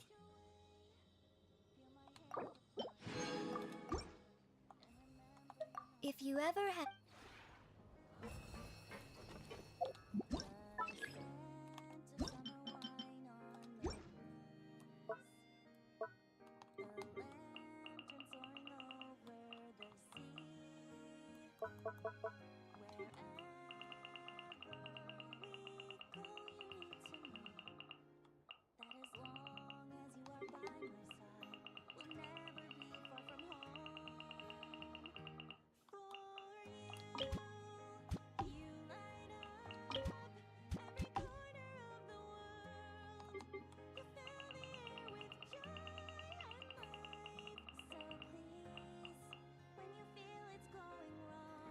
I don't remember that light.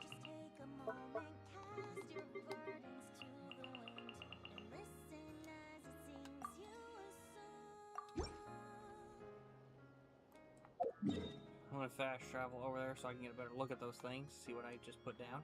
Oh, hey, look! Vika has a little talk bubble next to her head. We'll come back to that. I want to see what this is.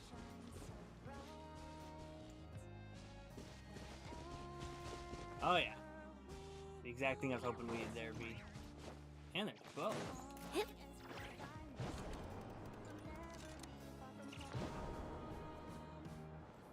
Oh.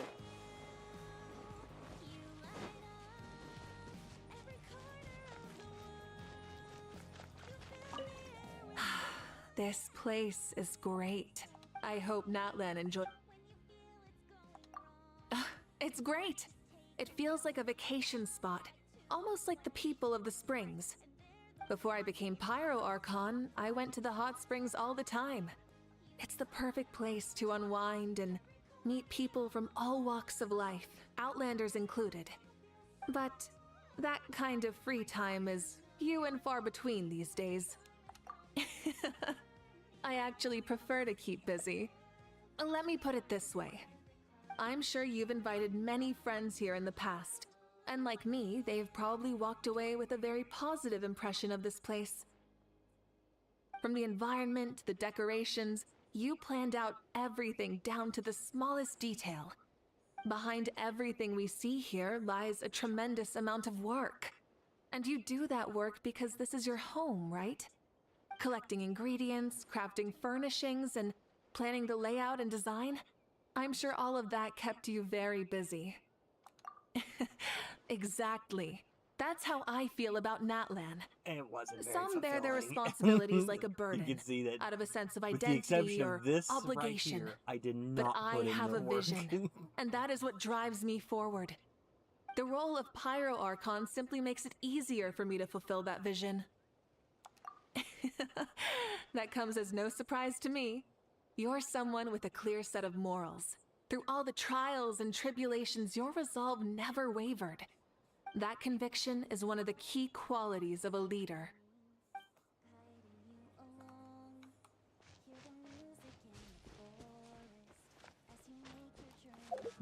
Nobody else has a talk bubble? Alright, going back to the mansion so I can go put that picture inside. And then also, too, I need to see, because I don't think I have the one where you leave Natlan. Well, leave Fontaine to go to Natlan. I don't think I have that one hung up in here either. Let me check. No.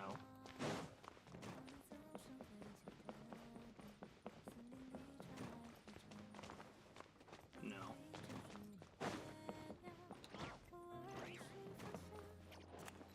No.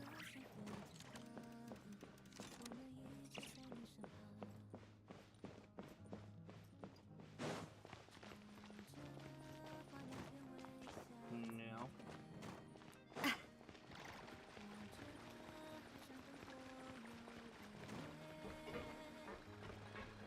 No.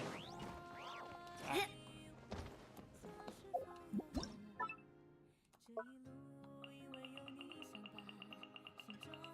And also, if anyone is curious, yes, the music I have playing in the building is just the Chinese version of the song I have playing on the outside.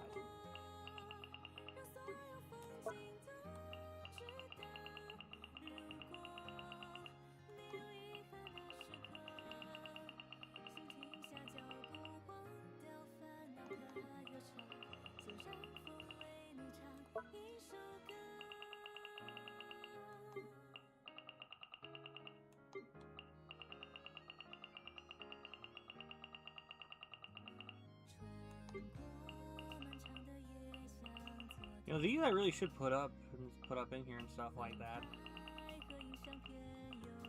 We'll come back to it. My main priority right now is... Why did I get the dartboard? Yep. Okay. So I did not have this picture up. I need to put this picture up.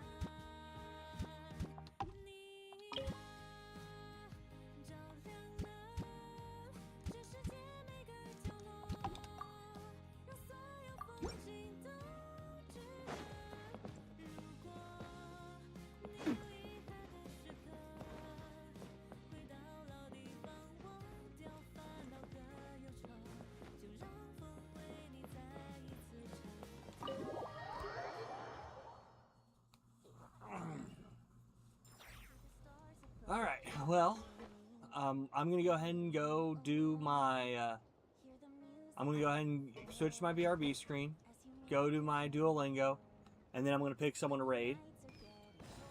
And then we will go from there.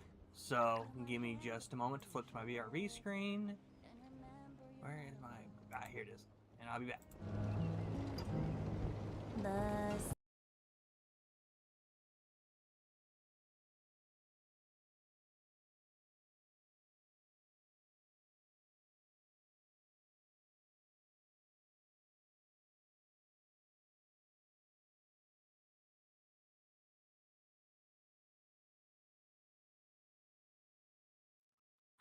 Alright.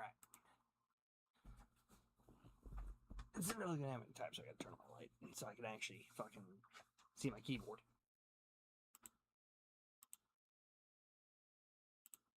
Yo siempre soy responsable.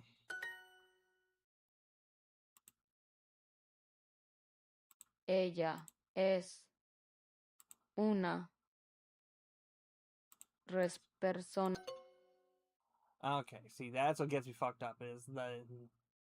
Carmen y María son muy estudiosas.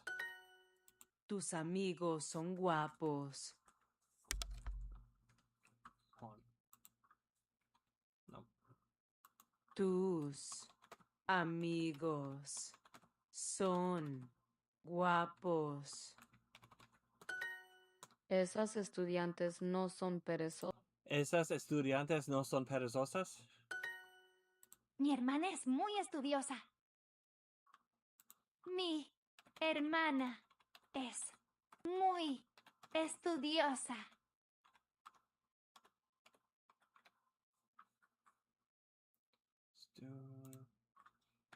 Estudiosa.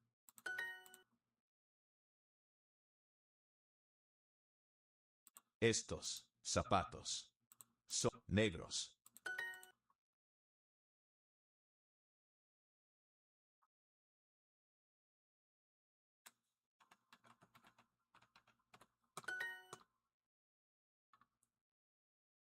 Dúo.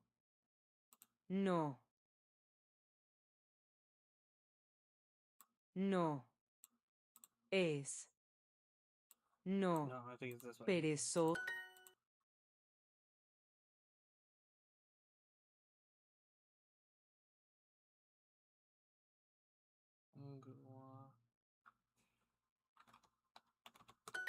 Nosotros somos altos.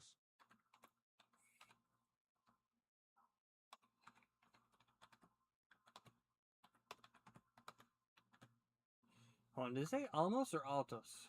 Nosotros somos altos. Altos.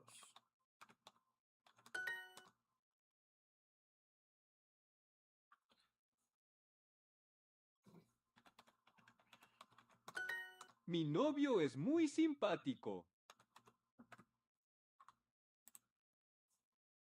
Bench. Mi novio es muy simpático.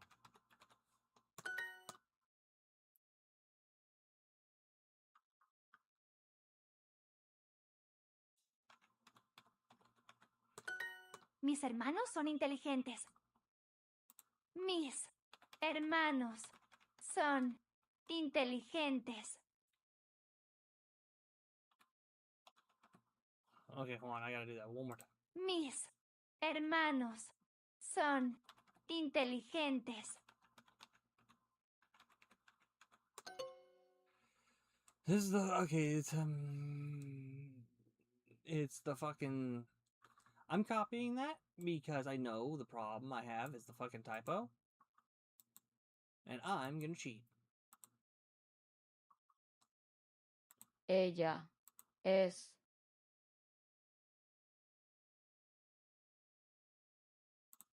responsable. Mis hermanos son inteligentes.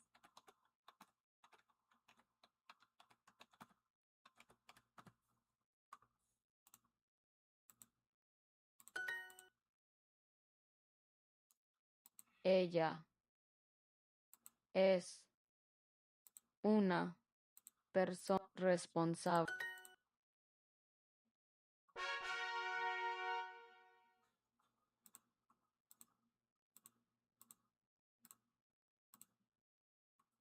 No thanks. Alright.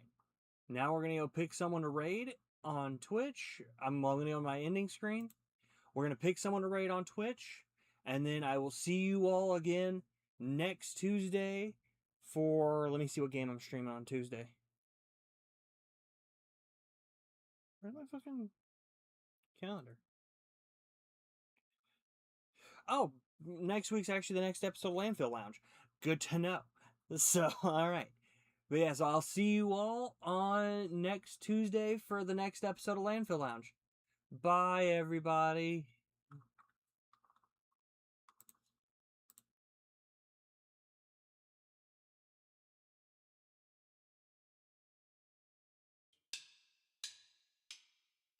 You